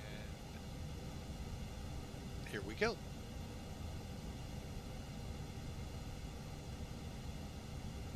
All right. We're on our way finally, folks. How long did it take? Let's find out. Do I really want to find out? Oh, almost 2 hours. I hope you enjoyed that, folks. Like I said, we brought into the mix a lot of flight planning and doing it while we're sitting on the ground here.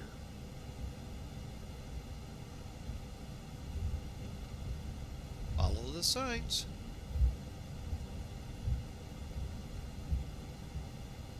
I've had some people request this, flight planning. I might do a separate video where we just plan a flight, a couple of different ways, a couple of different tools, sim toolkit, or a correction, sim brief, or professional flight planner, or one for each. I'm not really sure how much professional flight planner is used these days. With the advent of Sim Toolkit and Sim Brief. But nonetheless, we can.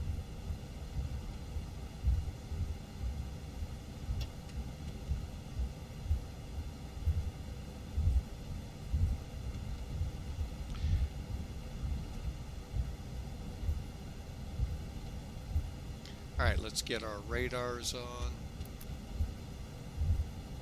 Okay, terrain radar on, and hopefully the weather radar. All right, crossing 1830, don't see anybody that way, and hit 270 in a second. Final check here, anybody up and going?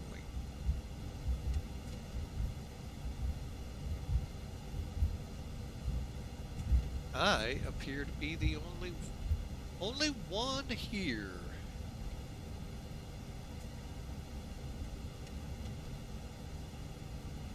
that doesn't mean I don't have to, it doesn't say, oh, because nobody's here, you don't have to announce. It's always still a good thing to announce. Airport.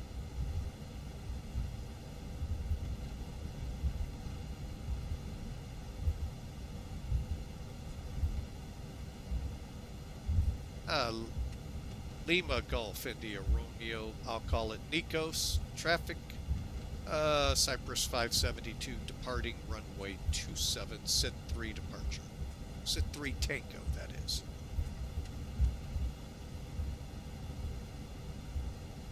That way they know what we're going to do in respects with the departure. Normally I don't even say that much. I like to get on, get off, open it up for someone else who may be out there on final.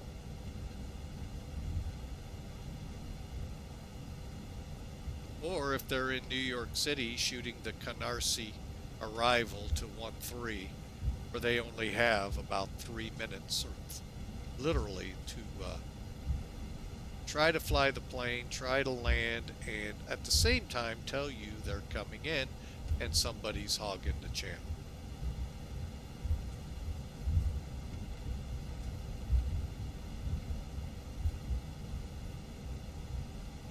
All right.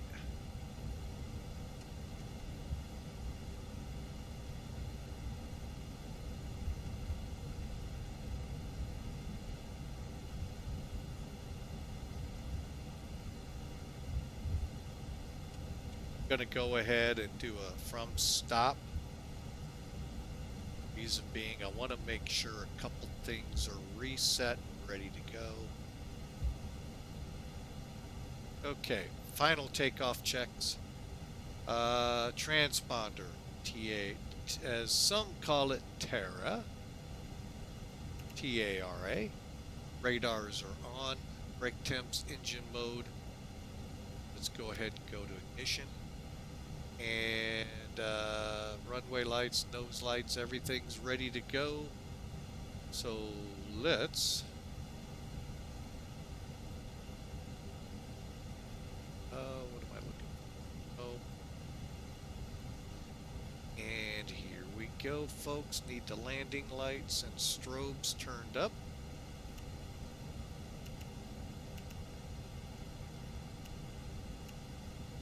Here we go. Flex takeoff 74.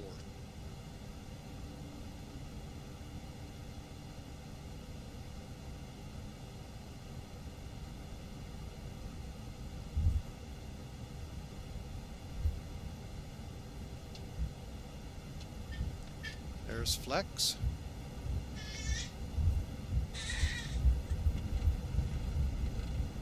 Airspeed alive. 80.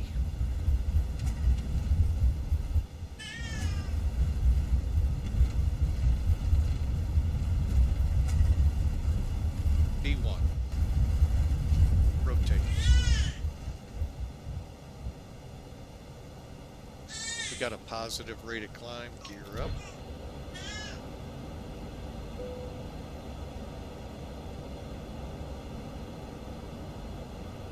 Let's go with autopilot 1.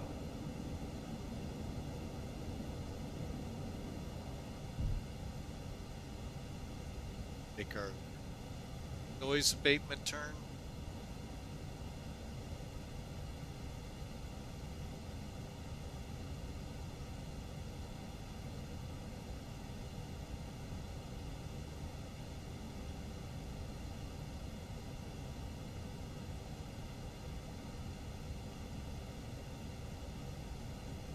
Okay, we'll go ahead and go line power.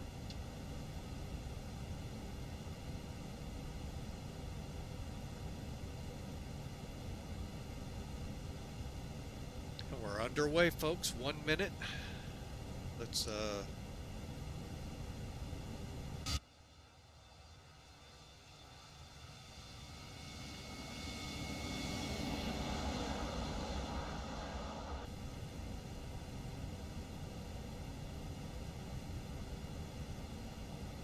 and you notice, folks, I'm not right in grabbing flaps up.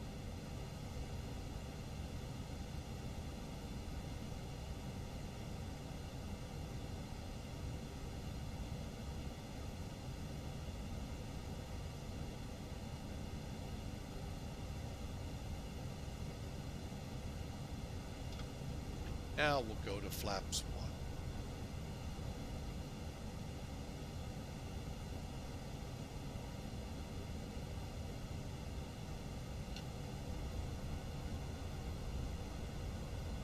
Okay, we're leveling off. Turning back direct to sit. I'm sorry, to IRA, and then go ahead to sit. 210 is our speed.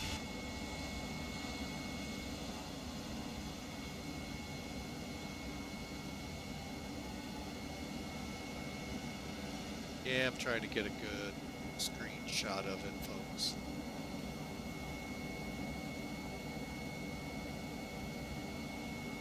I don't press the wrong keys. Trying to kill it.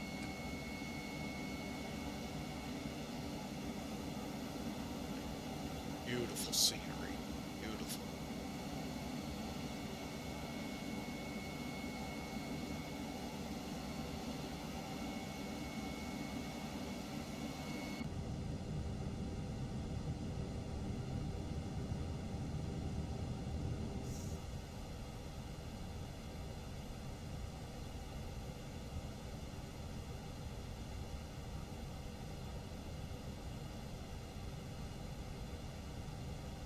And here we go, back over the airport.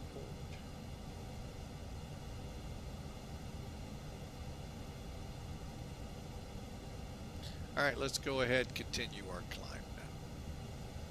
Flight level 390, anyone?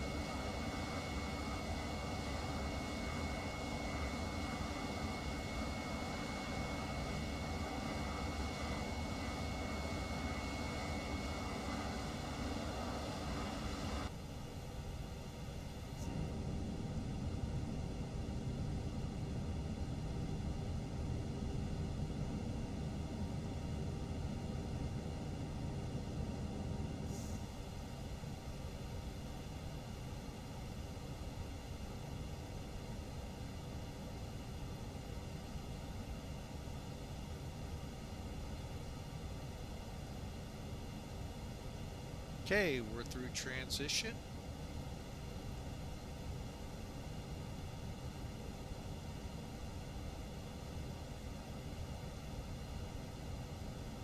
Okay, let's get down here, make sure the flaps are up, spoilers unarmed.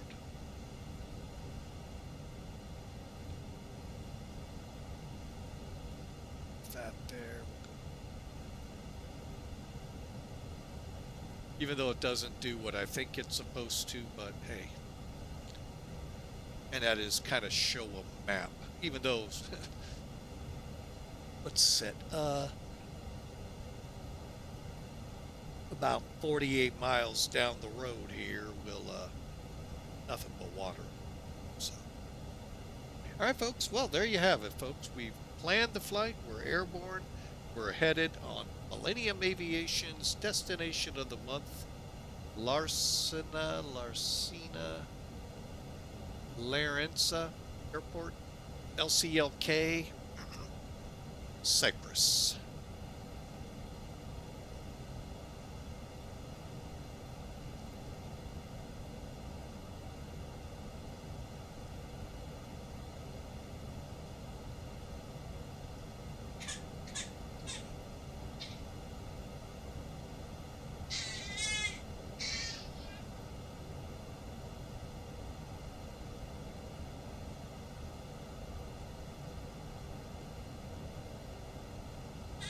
Oh, excuse me. And I'm going to be right back, folks.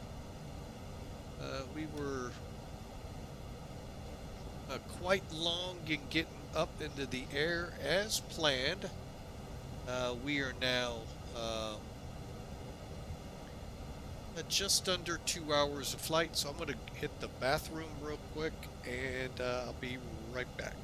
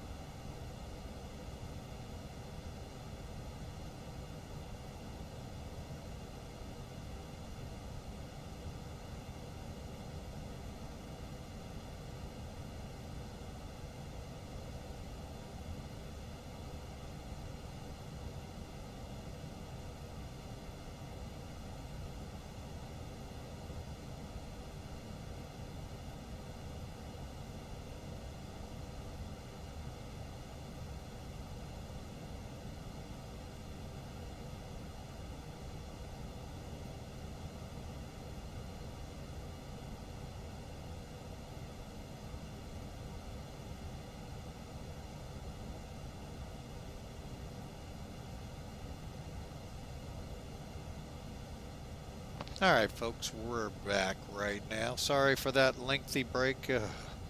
Stomach issues have been plaguing me again. Story of my life. But anyway, welcome into Flying with Mike. Again, sorry for the delay in getting back. All right, let's switch everything over here. We're slowly getting up to 39,000 feet, and we have no centers or anything ahead of us. So, onward and upward, as I always say. All right. Oh, excuse me. Good map following here. Coming up to Nymptus. Then Perrin. All right, and now, remember I talked about Hoppy?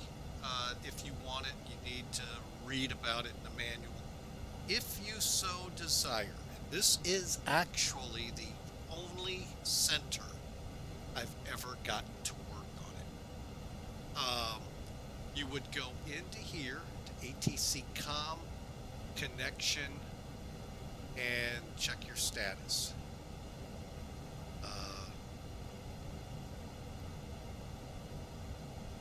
It's not where I came onto it. A second.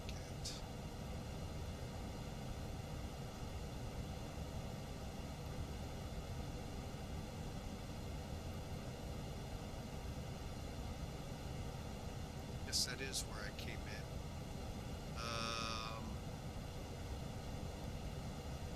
Oh, here you go. You put it in here. They'll note, and this is who I was with. If you know their center ID, you can put them here. Click notify. And I have the Hoppy site available on my websites.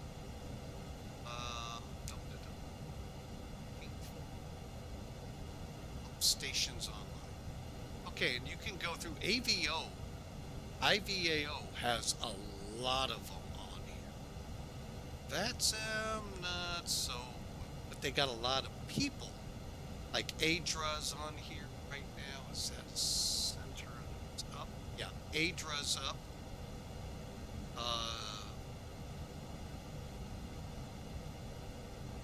So there's a lot of aircraft on, but really, I'm going to be totally honest, folks, they really don't use CPDLC much out here.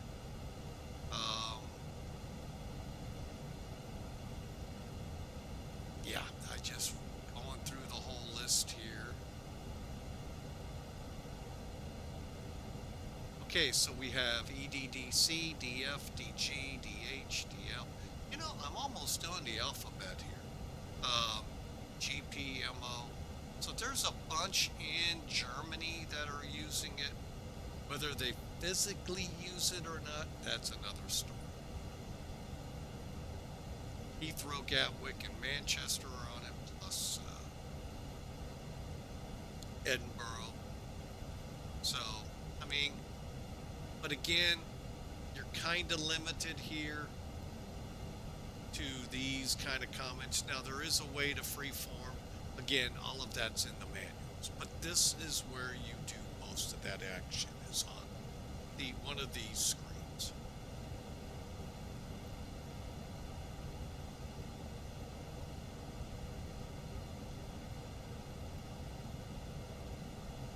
All right, we just hit cruise, folks, and we're looking at 138 miles now till top of descent. So it isn't an all-out, really short flight, but it's not a long flight by any stretch of an imagination.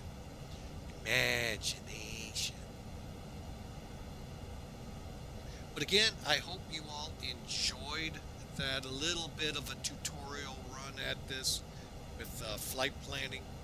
I'm going to try to make a standalone video, maybe using that data, maybe it's just another video.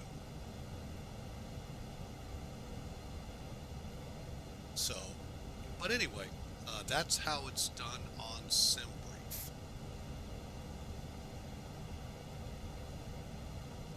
with an assist from Sim Toolkit. All right, so while we've got this short span, let's quickly do a system check. Just looking for anything out of the ordinary. Okay, fuel, head up top. That is out of the ordinary. You can see a big disparity here.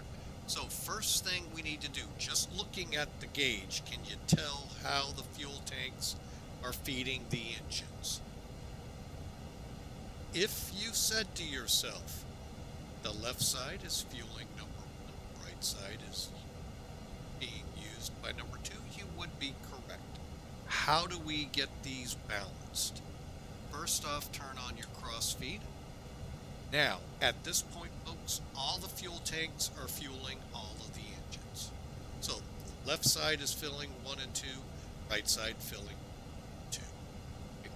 Now, how do we get them balanced? Turn off pumps 1 and 2 for the left side. Gonna get a warning.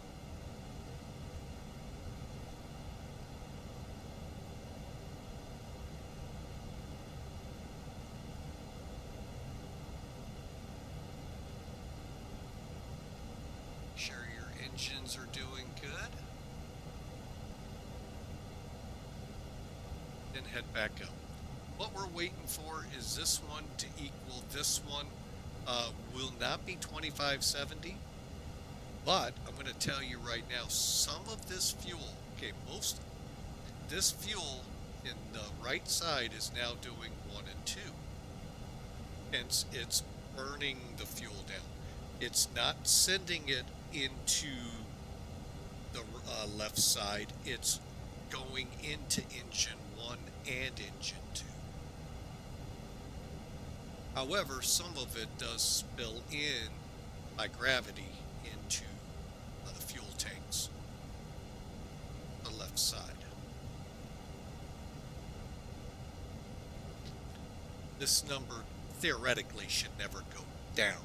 It could go up because of it throwing some fuel in there, but it's not open, transferring to balance.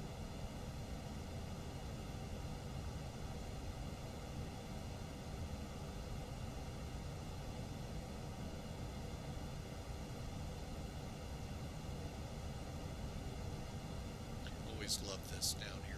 60 pounds a minute. That's a lot of fuel, folks.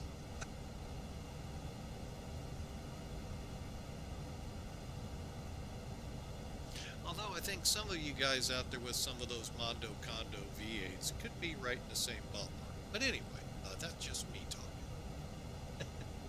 Now we'll reverse the process when so we'll turn the pumps on, and we'll have to come back.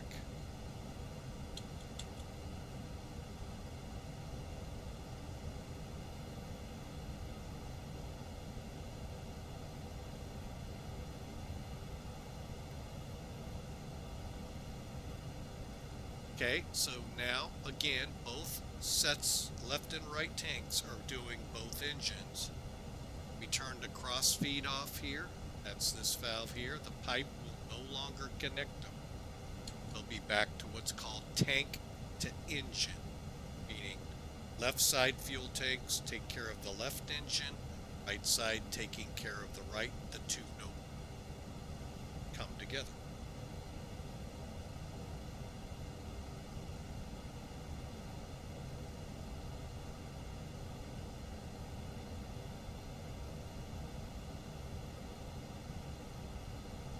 Alright, now this indication right here, ETP equal time.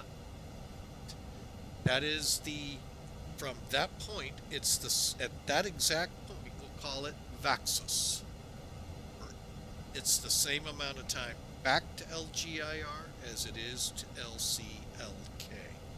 Make your call if you have a problem. Literally, you're going to continue. Because your only other choices before VATSIM is up here. That's Bad. Capos, Athos, Rhodes, possibly Dahlman, but really, folks, you're now pretty well committed. At least that's what they always tell me that I am. But anyway, that's another stream, folks. All right, so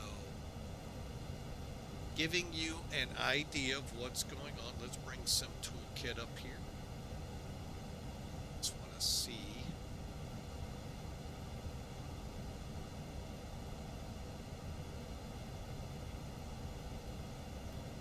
Okay, I'm just going to do it manually.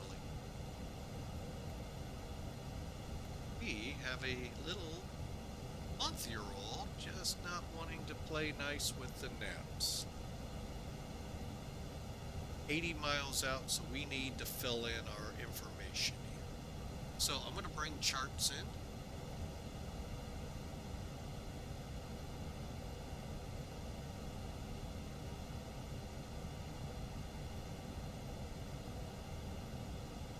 So I just realized I have my apologies. Brought that on board. Okay, here we are, folks, coming into VATSIM, equal time point, top of descents, right over here. All right, let's look at it real quick. Weather-wise.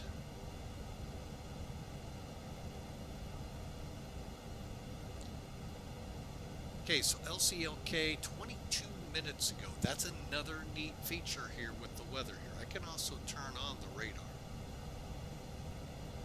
We can see where and if any weather. This, I think, might be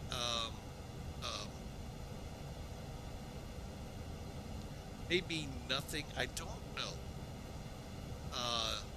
It's been on there for quite a while. It does not seem to be. Hang on a second. We'll be right back.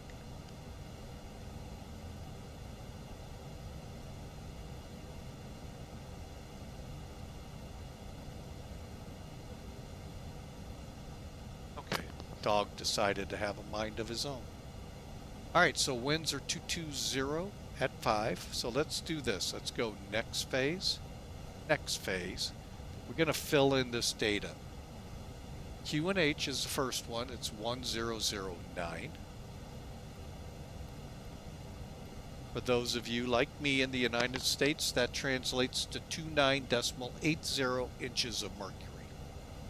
It's 20 degrees Celsius. We'll put that there. And I'll translate, oh, not 2, my bad.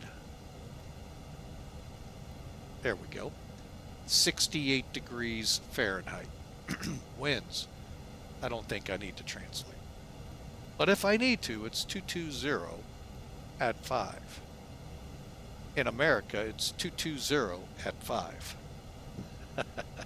Transition level, 11,000 feet. That I am not going to swear to you folks.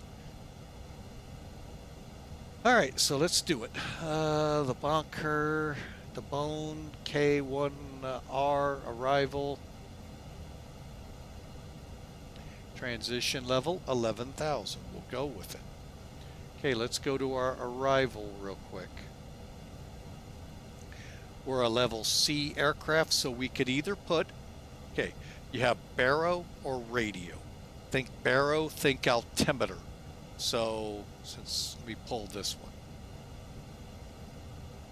It's not really wanting to come. There we go. All right, so you're talking in the yellow here. Okay, that's your baro. So you could put 210, 210 feet above sea level. So think of it as above sea level. The bracketed is 203. This comes into play, I've been hearing more and more if you go into Cat 2, Cat 3.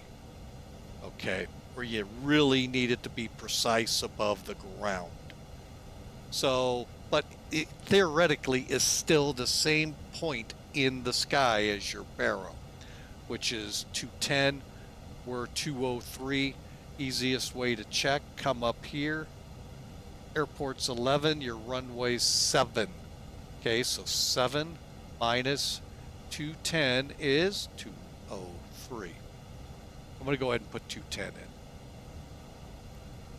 But a video that I watched, I don't know the truth behind it or not, said the barrow is what they use for Cat 1 or other type approaches, but when they've got Cat 2 or Cat 3, they go radio or radar altimeter, which is read above the ground. Now, your radar altimeter is shown right here. Okay, so this is now set up. Let's go back to perf. We're 39 miles out. We'll come back to charts in a minute, look at our arrival. Okay, let's get this plane set up for descent. First thing we got to do, we got the arrival in. Second thing we got to do is the performance. We just did that. Third thing, let's update our winds. Two ways to do this. You could go data, function, request. By the way, folks, this is flight sim information only. Do not take this as gospel that it would appear on a real plane. Or come to flight plan, pick your, oh, wrong side, let me explain. Left side gives you this data where you can put in holds and other data. Let me use a better one, like Daros. Fix, waypoint, distances, and so forth. Airways, okay. The right side allows you to set your speed constraints and access wind.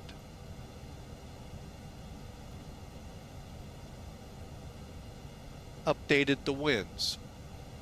Now we're ready. We are now perf 28 miles out. Now 20 miles before top of descent, we can actually set our descent. Theoretically, if we set, say, 4,000 feet, it will descend to 4,000 feet. Any constraints between where we start and where we hit 4,000 will be adhered to. So, for instance, I'm going to keep that up to keep me trained in on it. I didn't bring it in. My bad. So, for the Bone 1R arrival, it's an RNAV. BONEK is above 11,000, Daros above 9,000, Atlas above 6,000, Otse above 5,000, and Larnaca VOR above 4,000. All of those we can plug in by just tuning this to 4,000. Again, theoretically, shouldn't go below 11, shouldn't go below 9, shouldn't go below 6, and so forth. Pushing. Now, the dot means it is going to fly what's in the FMC, constraints included, plus mixing in what the airborne navigation all says to achieve 4,000 feet. Here, I think Boeing has a leg on Airbus in that it shows these like squiggly lines and hockey sticks. All this is saying is when this green dot right up here where you see 33 will be within this bar and this bar, which is the managed descent. That's what it's forecasting. Now you'll tune out a little bit. I doubt we can see a hockey stick, but on Boeing's you would see that famous green arc. I like that, just more catches my eye than a hockey stick. Again, user preference.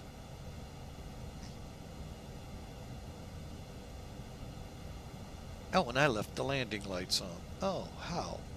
What a Oh, and I also left them in their seats. Yeah, we had heavy turbulence.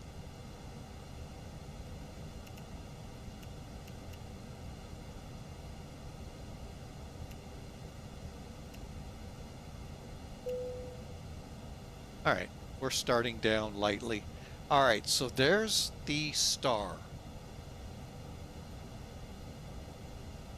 with the weather over here. Now, let's go over. So we're direct now, boned EK, which is above 11,000. Okay. So once we cross okay, first off, ATIS is here, approach here, tower, and so forth. I wouldn't know which one if they had CTAF in effect.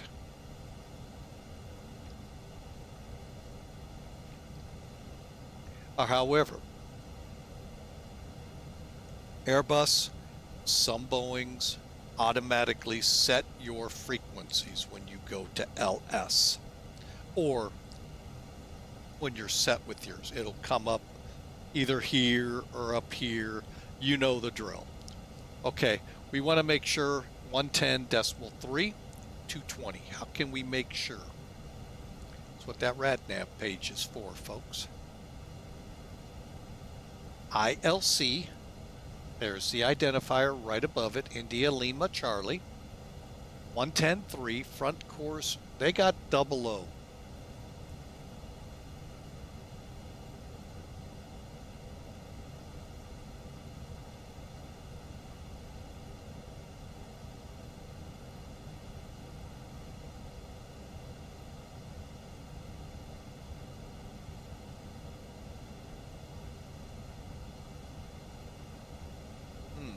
I've never seen that before. I think I just screwed it up. However, I'm going to go ahead and put the front course in of 220.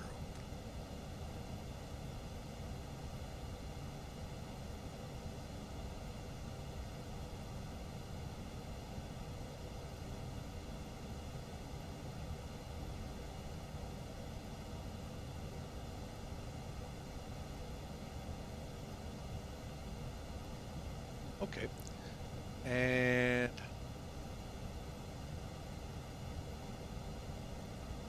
I got this now. Okay. The blue is what it's at.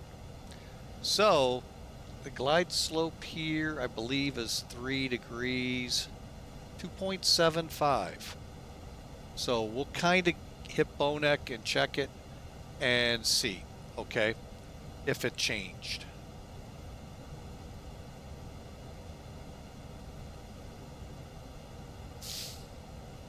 But anyway, that's what we're doing. Okay, so at 4.9, that's right here, DME.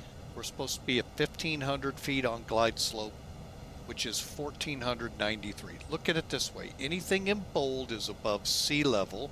Anything in the brackets is above ground level. DA, DH will go into that down there. 11 and 7 for our approach. And missed approach, I'll let you all read while we continue on. Okay, so we're going to cross over LCA, go outbound 062 to 8.0, and then make our turn back for the runway so that we can cross CI22X, 8 miles out, descend on, and hopefully very close to the glide slope. Again, 210 is as fast as we can go, folks. More than likely, I'm going to be slower.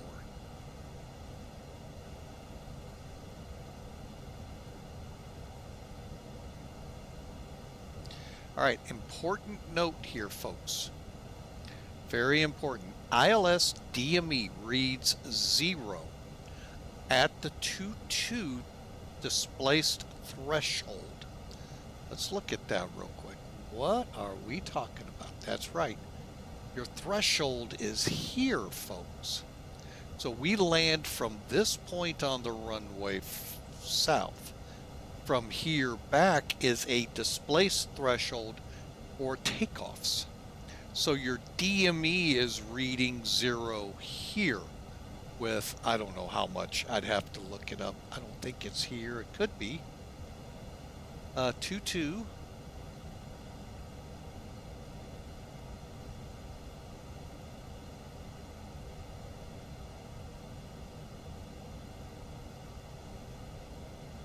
I don't see one. Oh, LDA is 9,300 feet out of 98. So about a 500 foot reduction. Okay, so you got about a, what would that be? About a eighth of a, no, yeah, about an eighth of a mile, roughly. So be mindful of that. That's a very important note. Okay, and then we're back in on the runway. 4,000 feet over the VOR, 1,500 feet out here. We want to come over, so we're going to be descending to 1,500 feet so that we make it by 4.9. Okay, and then in. Again, a very neat, if the glide slopes out, gives you an idea what altitudes to be at what DME. Again, descent angle 2.75, so a little less of a dropping down than our normal 3%. 3 degrees, sorry, 3 degree, not 3%.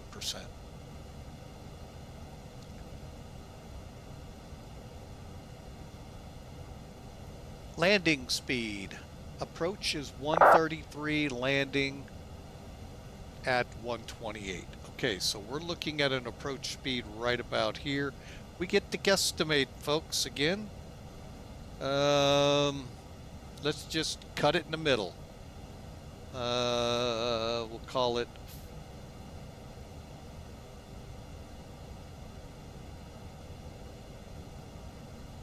hang on a second.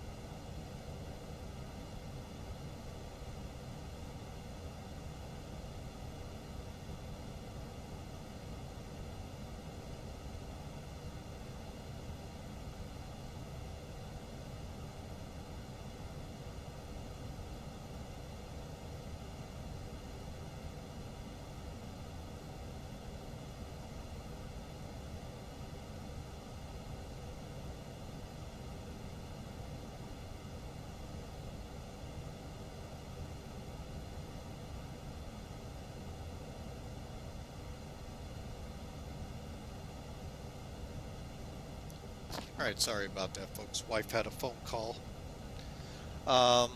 So we're going to guesstimate.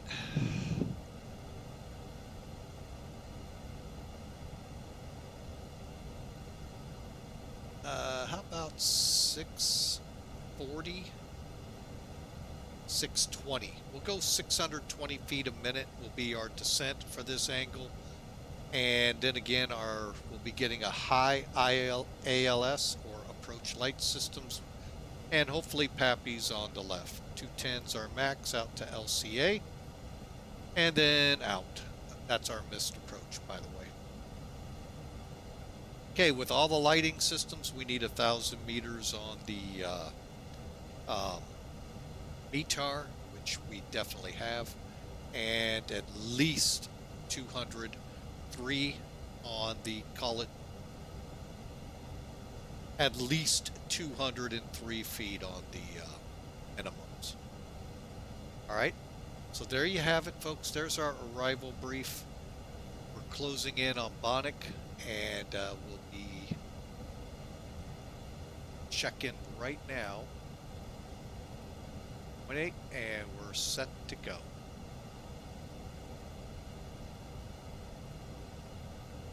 Now, don't click activate approach phase, folks, until you take over speed. Otherwise, you slow down automatically to 145. That's a long way to go.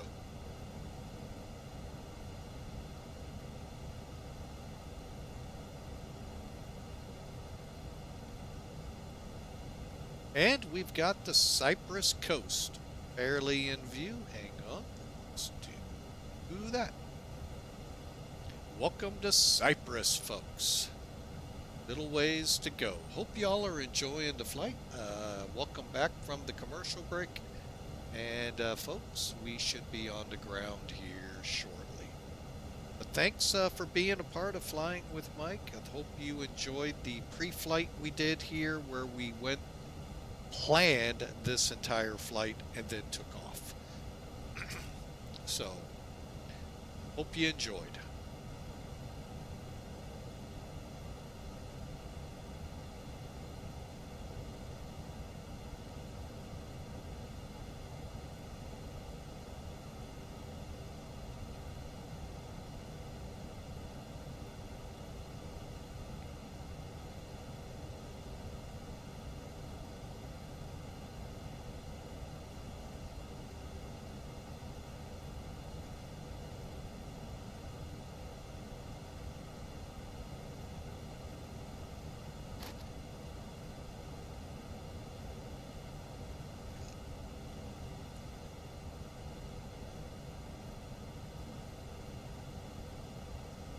All right, folks, looking at this, you can already see we're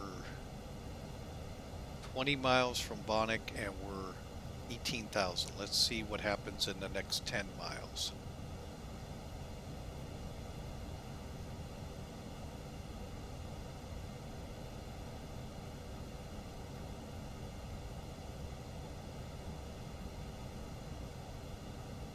All right, I am going to, again, remember this side is your speeds. I am going to get rid of the plus sign. I want to cross at 4,000. So we'll put that in and insert it. And that should begin to steepen things up.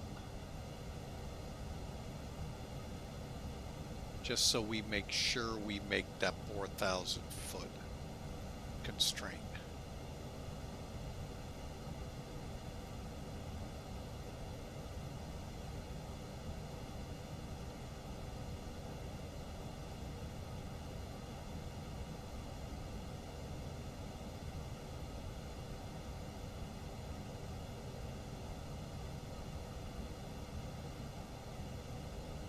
So I hope you all had a great weekend, and hope your week is starting off on a good note. Ours, on the other hand, you know, it's young. It starts tomorrow with the return to work, and don't know what all's going to happen tomorrow at work.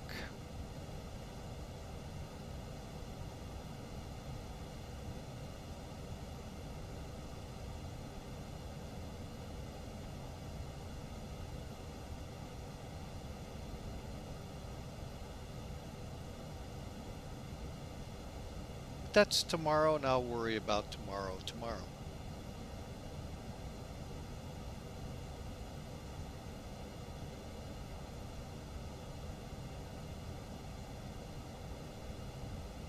All right, so as you can tell, remember we talked about this green dot right here, right above my cursor? As long as that's in between those yellow lines, you are right on the prescribed descent angle. And hopefully 4,000 feet at, what are we going for? LCA. Hawker's back from lurking. Welcome, sir.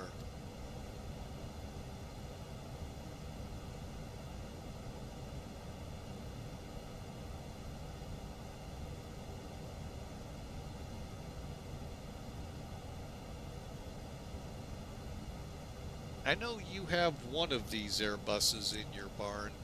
Hopefully, you're learning a couple things about it so you can get it in the air. All right, speaking of that, let me get this checklist running. Altimeters. Camp preset. Landing lights are off until 10,000. We're on constraints. And landing systems.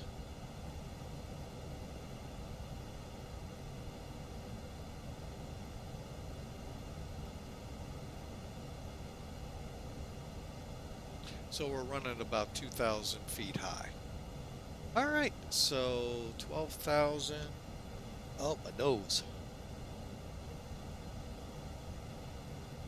Now I'm thinking on a perfectly clear day, folks, we'd see the airport right up here.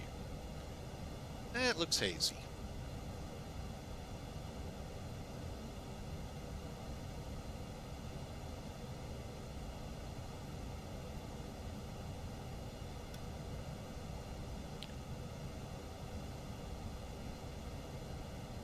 So what I am going to do is get us a little closer to on track here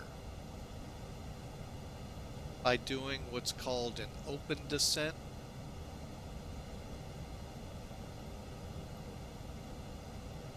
First, I'm going to take over speed, set us at 240, and then open descent.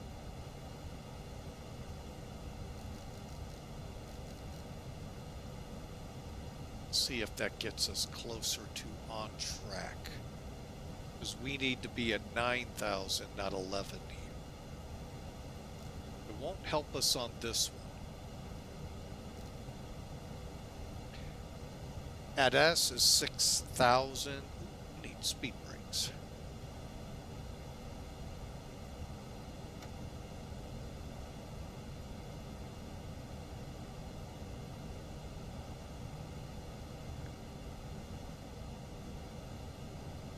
Okay.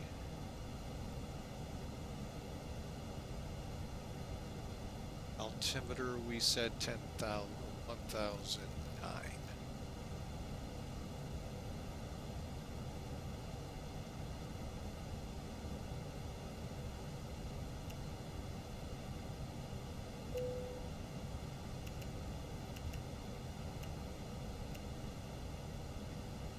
Okay, we're lit up.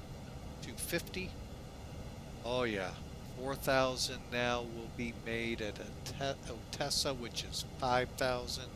So that means I can now back it off a little.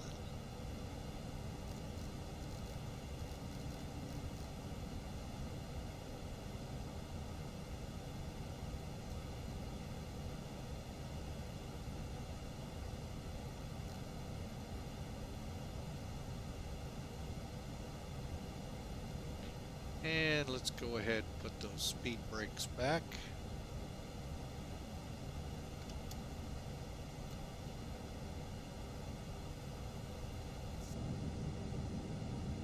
Ooh. Boy, does that look awesome.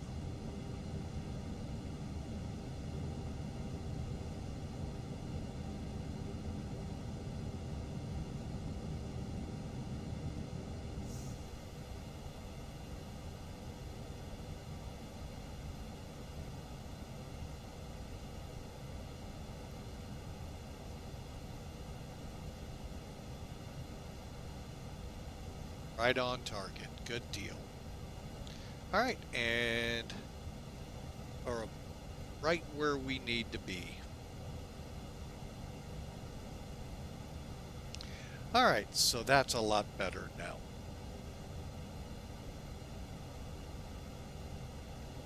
If you wanted to right now, folks, you could click activate approach phase, so long as you plan to keep with the speeds.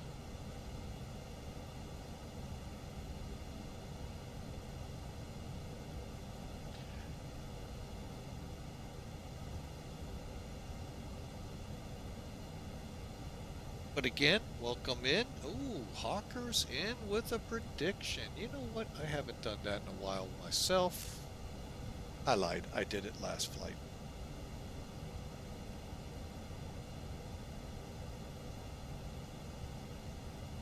I'm going for the gusto.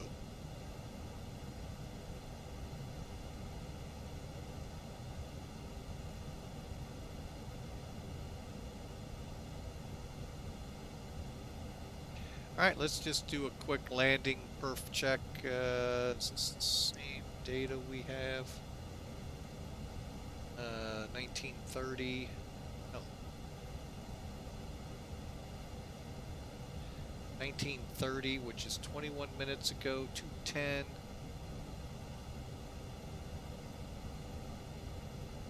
At 3. 20 degrees. 80. Try, we don't need that.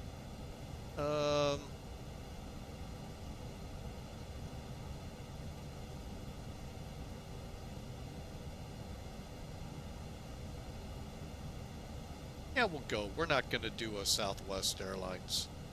Oh, wait. Landing weight. 35.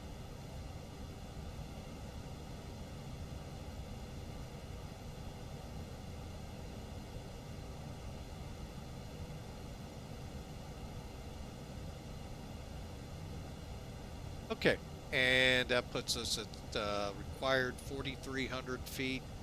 We're going to probably have about 2,500 feet left over, so they say. We'll see.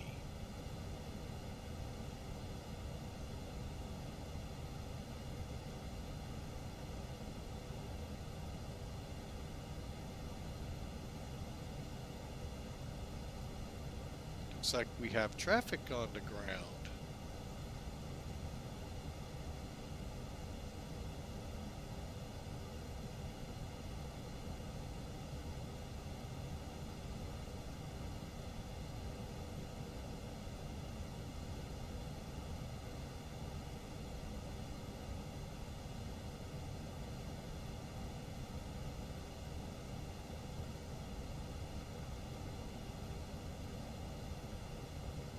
Larnaca traffic, Cyprus 572 over the VOR outbound for the ILS runway 22.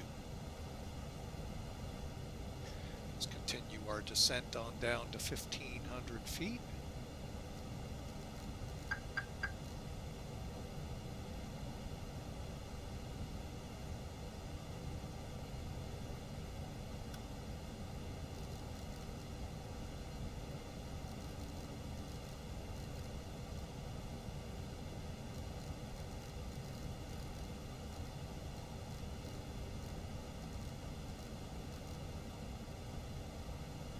Okay, you can see what we're doing here. We're headed out here. Then we'll make the turn no faster than 210 for CI, and we should be on the ILS then.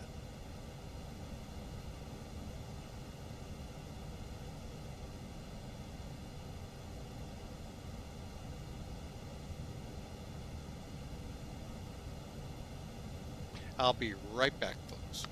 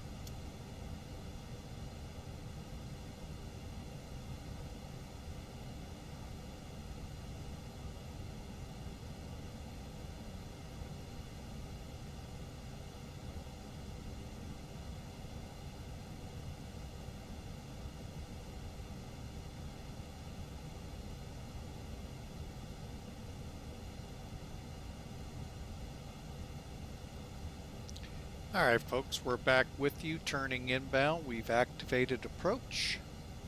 Approach phase is active. Landing speed is 128.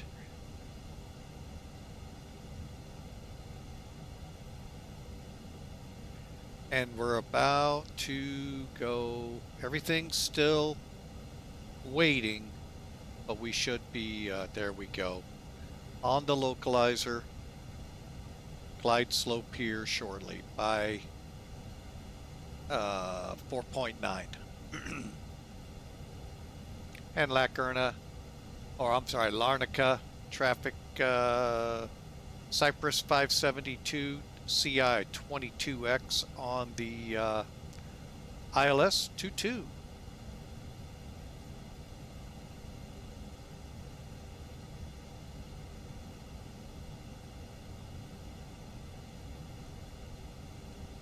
Okay, so we are now 6 miles out. I'm going to go ahead and lower the gear. Notify the cabin.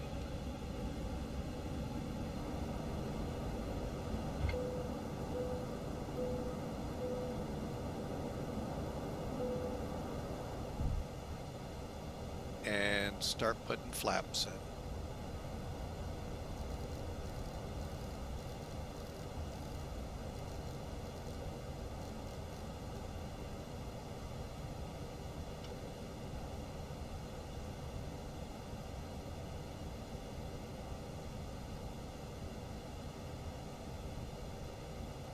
Okay, we should have flaps full.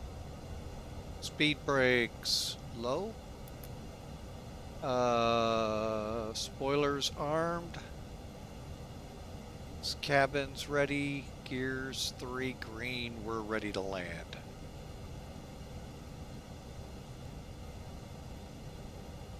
And Larnaca traffic, Cyprus 572, 3 mile final, 22.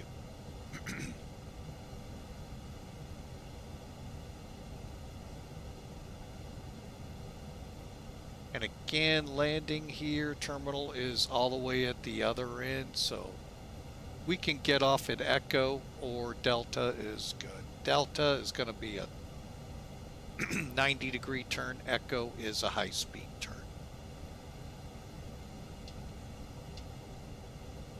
Here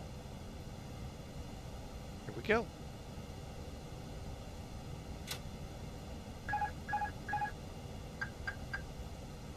Plane's mine. Flaps full. Gear down. Brakes are set. 500. Landing. Stable.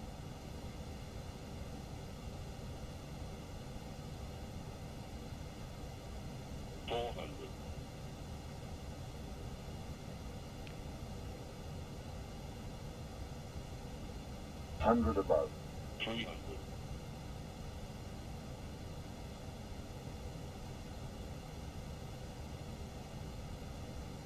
Minimum 200.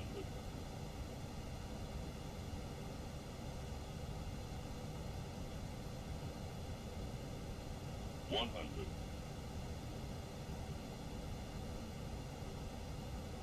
50. 40. 30. 20. Retard. 10. 5.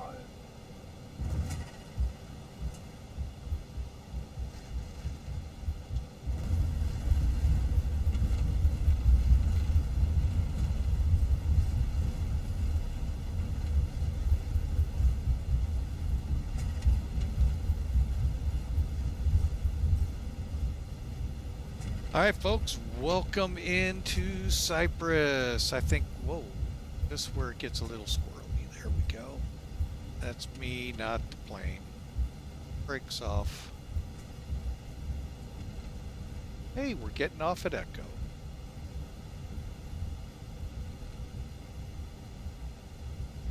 Larnaca traffic, Cyprus 572 is off at Echo to the terminal.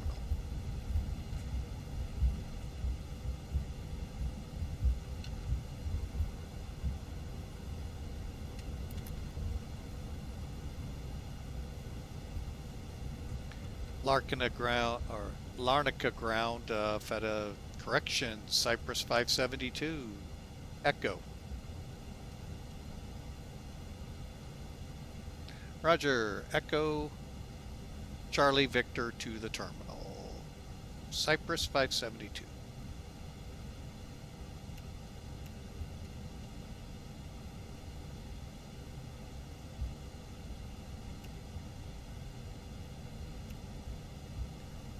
All right, to the terminal.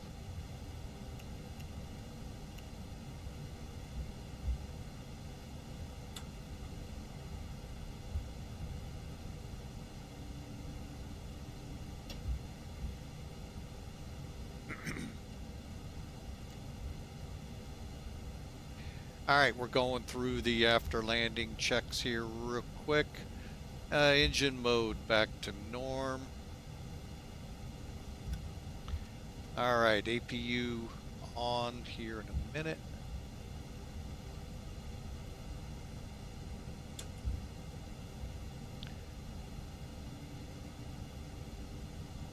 Okay, so Charlie to Whiskey.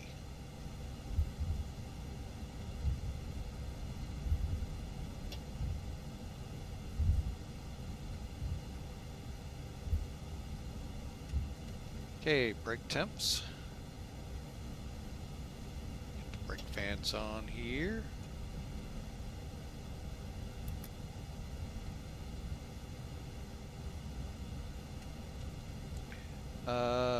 Right, here we go, folks. Again, welcome. Welcome into Cyprus.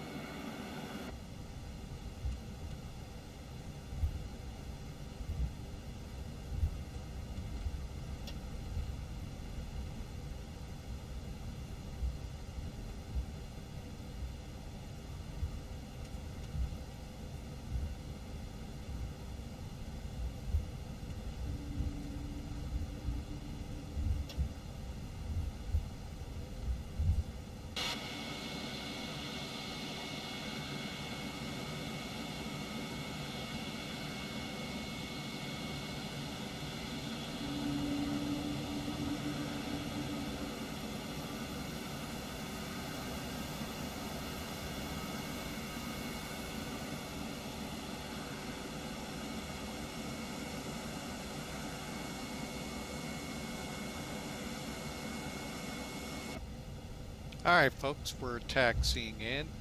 Just trying to get that sound set a little better than it is.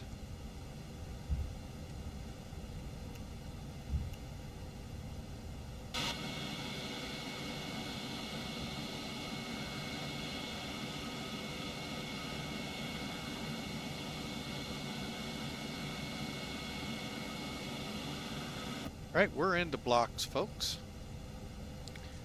All right, let's parking. How's our wheels doing? Good. All right, they're cooled off. Parking brake is set, anti-ice. We need to do is turn on the air bleed.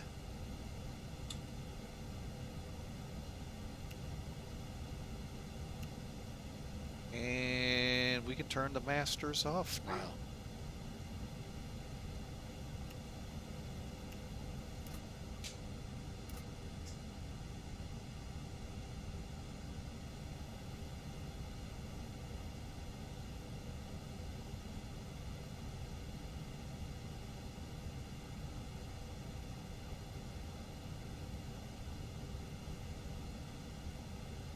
Alright folks, we've shut the engines off. We just need to turn the beacon off. Seatbelts off.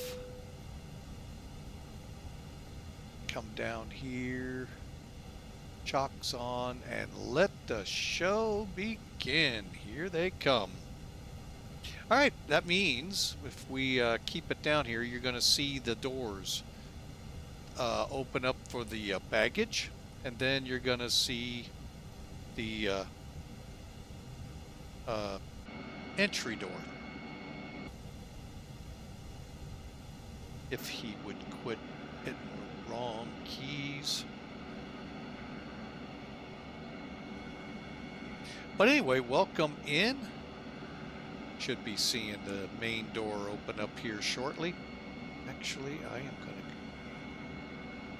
get in here and stop something real quick from happening.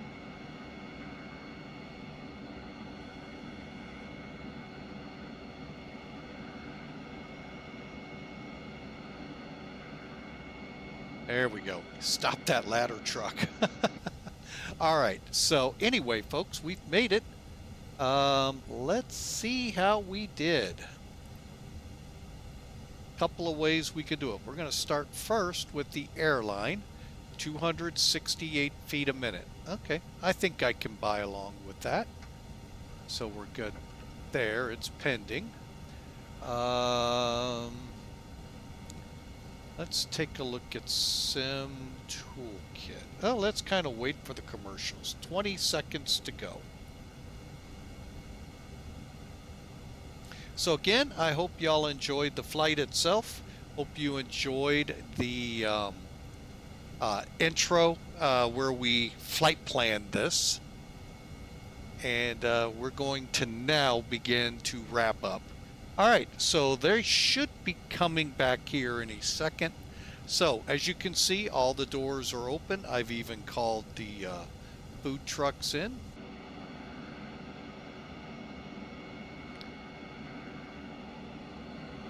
There you go, folks. So now the MACAIR has us at 268. Let's see what Sim Toolkit did.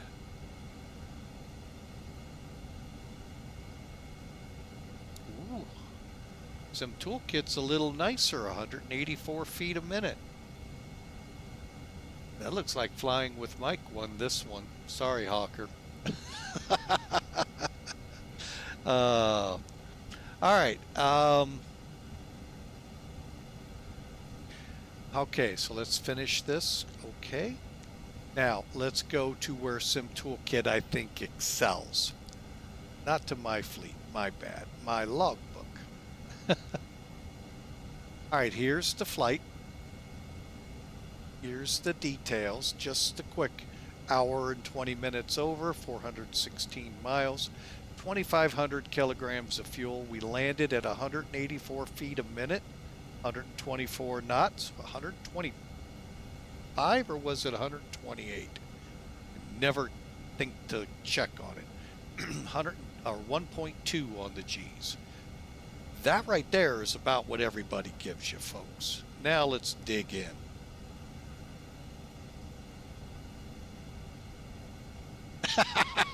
It was rigged. Oh, Hawker. All right, so we're landing on a 9,800 foot runway that's almost 150 feet wide. Heading on the runway was 220, or wait a minute. ideal 220. I was 222. Compensating for that little puff of wind, believe it or not, was really messing with me. Pretty good pitch, just under 4 degrees, and trying to get the aircraft stable with the wings, but again, giving it a little bit for that crosswind, which really wasn't one. We landed 1,500 feet down the runway, folks. That is not bad. And why do I have a warning? Oh, my brakes are hot again. All right, hang on a second, folks. One little tip here. Turn your brake fans, of course, on. But if you're in the chocks like we are, turn the brakes off, like it's telling you. And that'll help them cool even more, because that metal on metal is what's causing it. Make sure, though, you're not too much banked.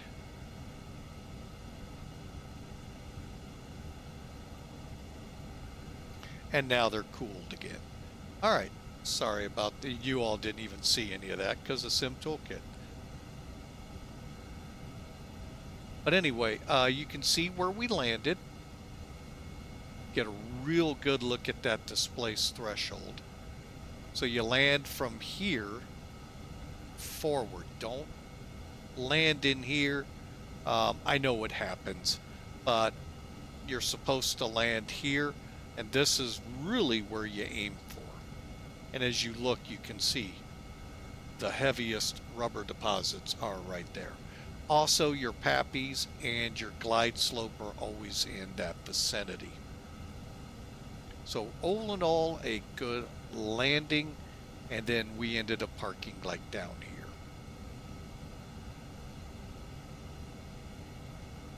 All right, so one last thing we're gonna try. It's been working, of course. I say that right now, and we'll see what happens. I'm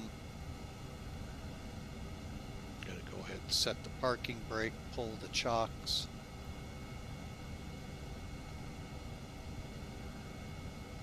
And all of the equipment.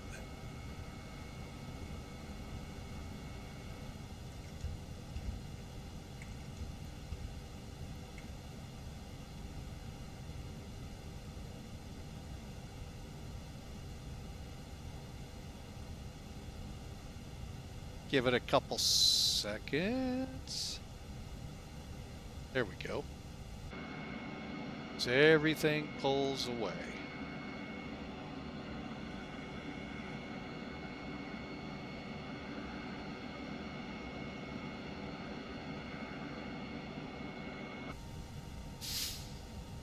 All right, we're going to try to replay this, folks. Of course, I always forget that. If you're on VATSIM, folks, it will kick you off. If you're on POSCON, it will ghost you. Meaning, they don't want you going back and forth on a runway when people are trying to take off. Pretty simple stuff. So let's do it.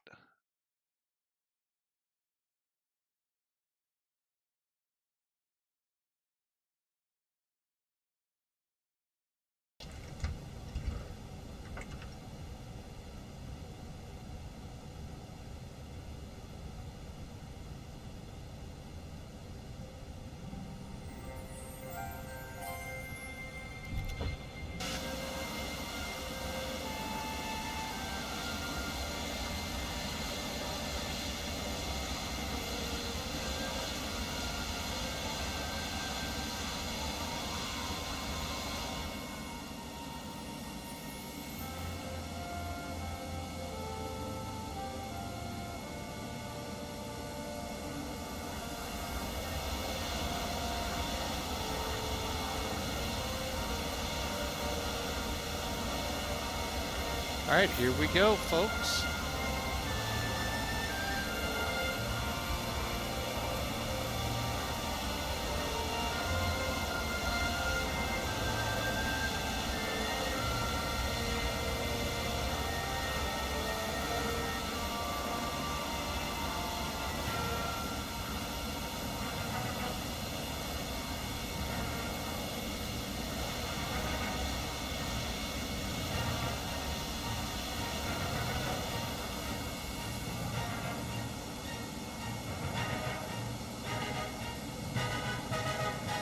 That actually was really good, folks.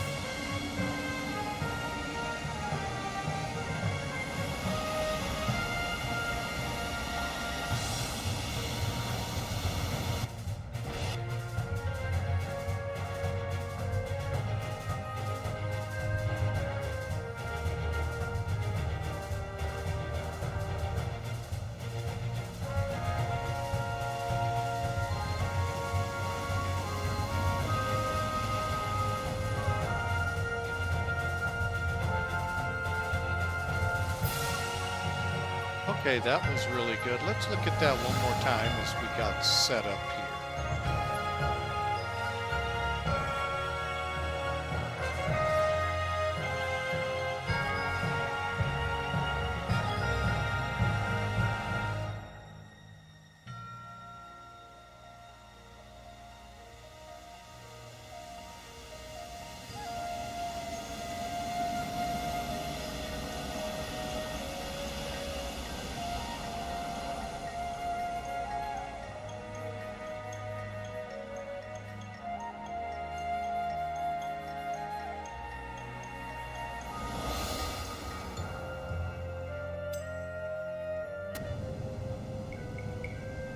All right, let's kind of watch it as it comes in from the seat.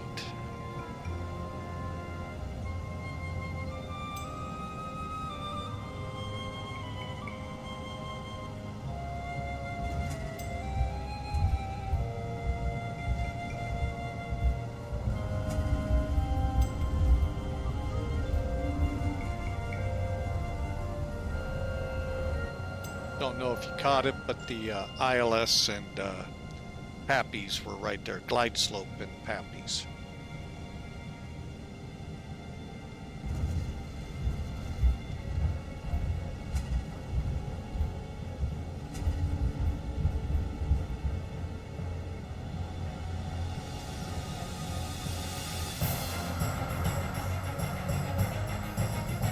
Glide slope and Pappies. Actually on both sides. Didn't even notice them over there. 40, 30, 20, retard, 10,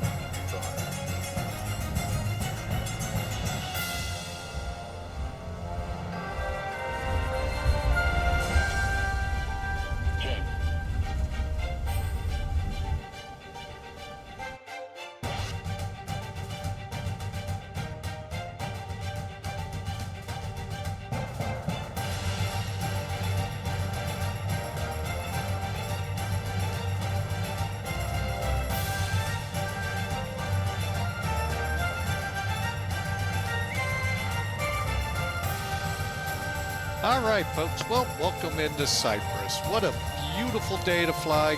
Great flight planning in the beginning. I hope y'all enjoyed this flight. I sure did.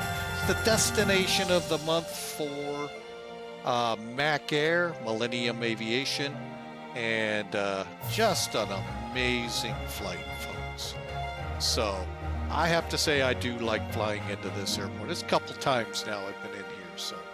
All right, we're going to wrap it up here, folks, and tell y'all we hope to be online Wednesday with a flight.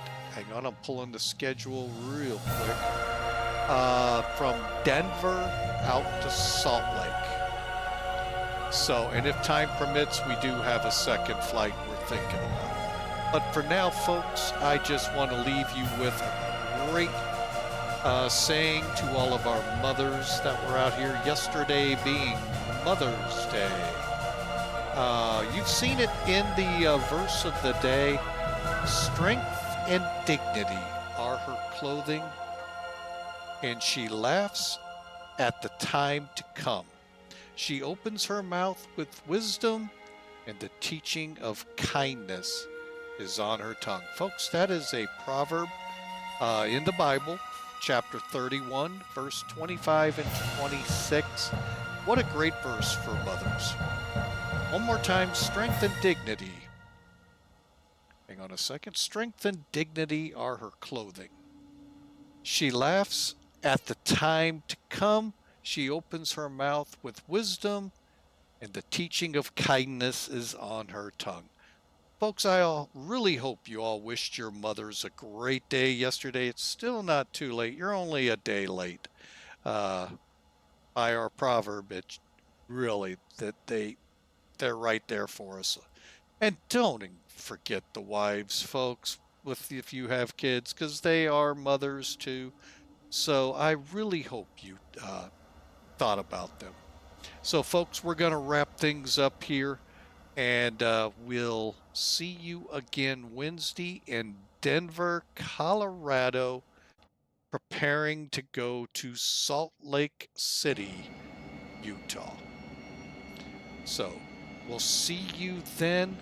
God bless you all. Have a great day. We'll see you hopefully Wednesday.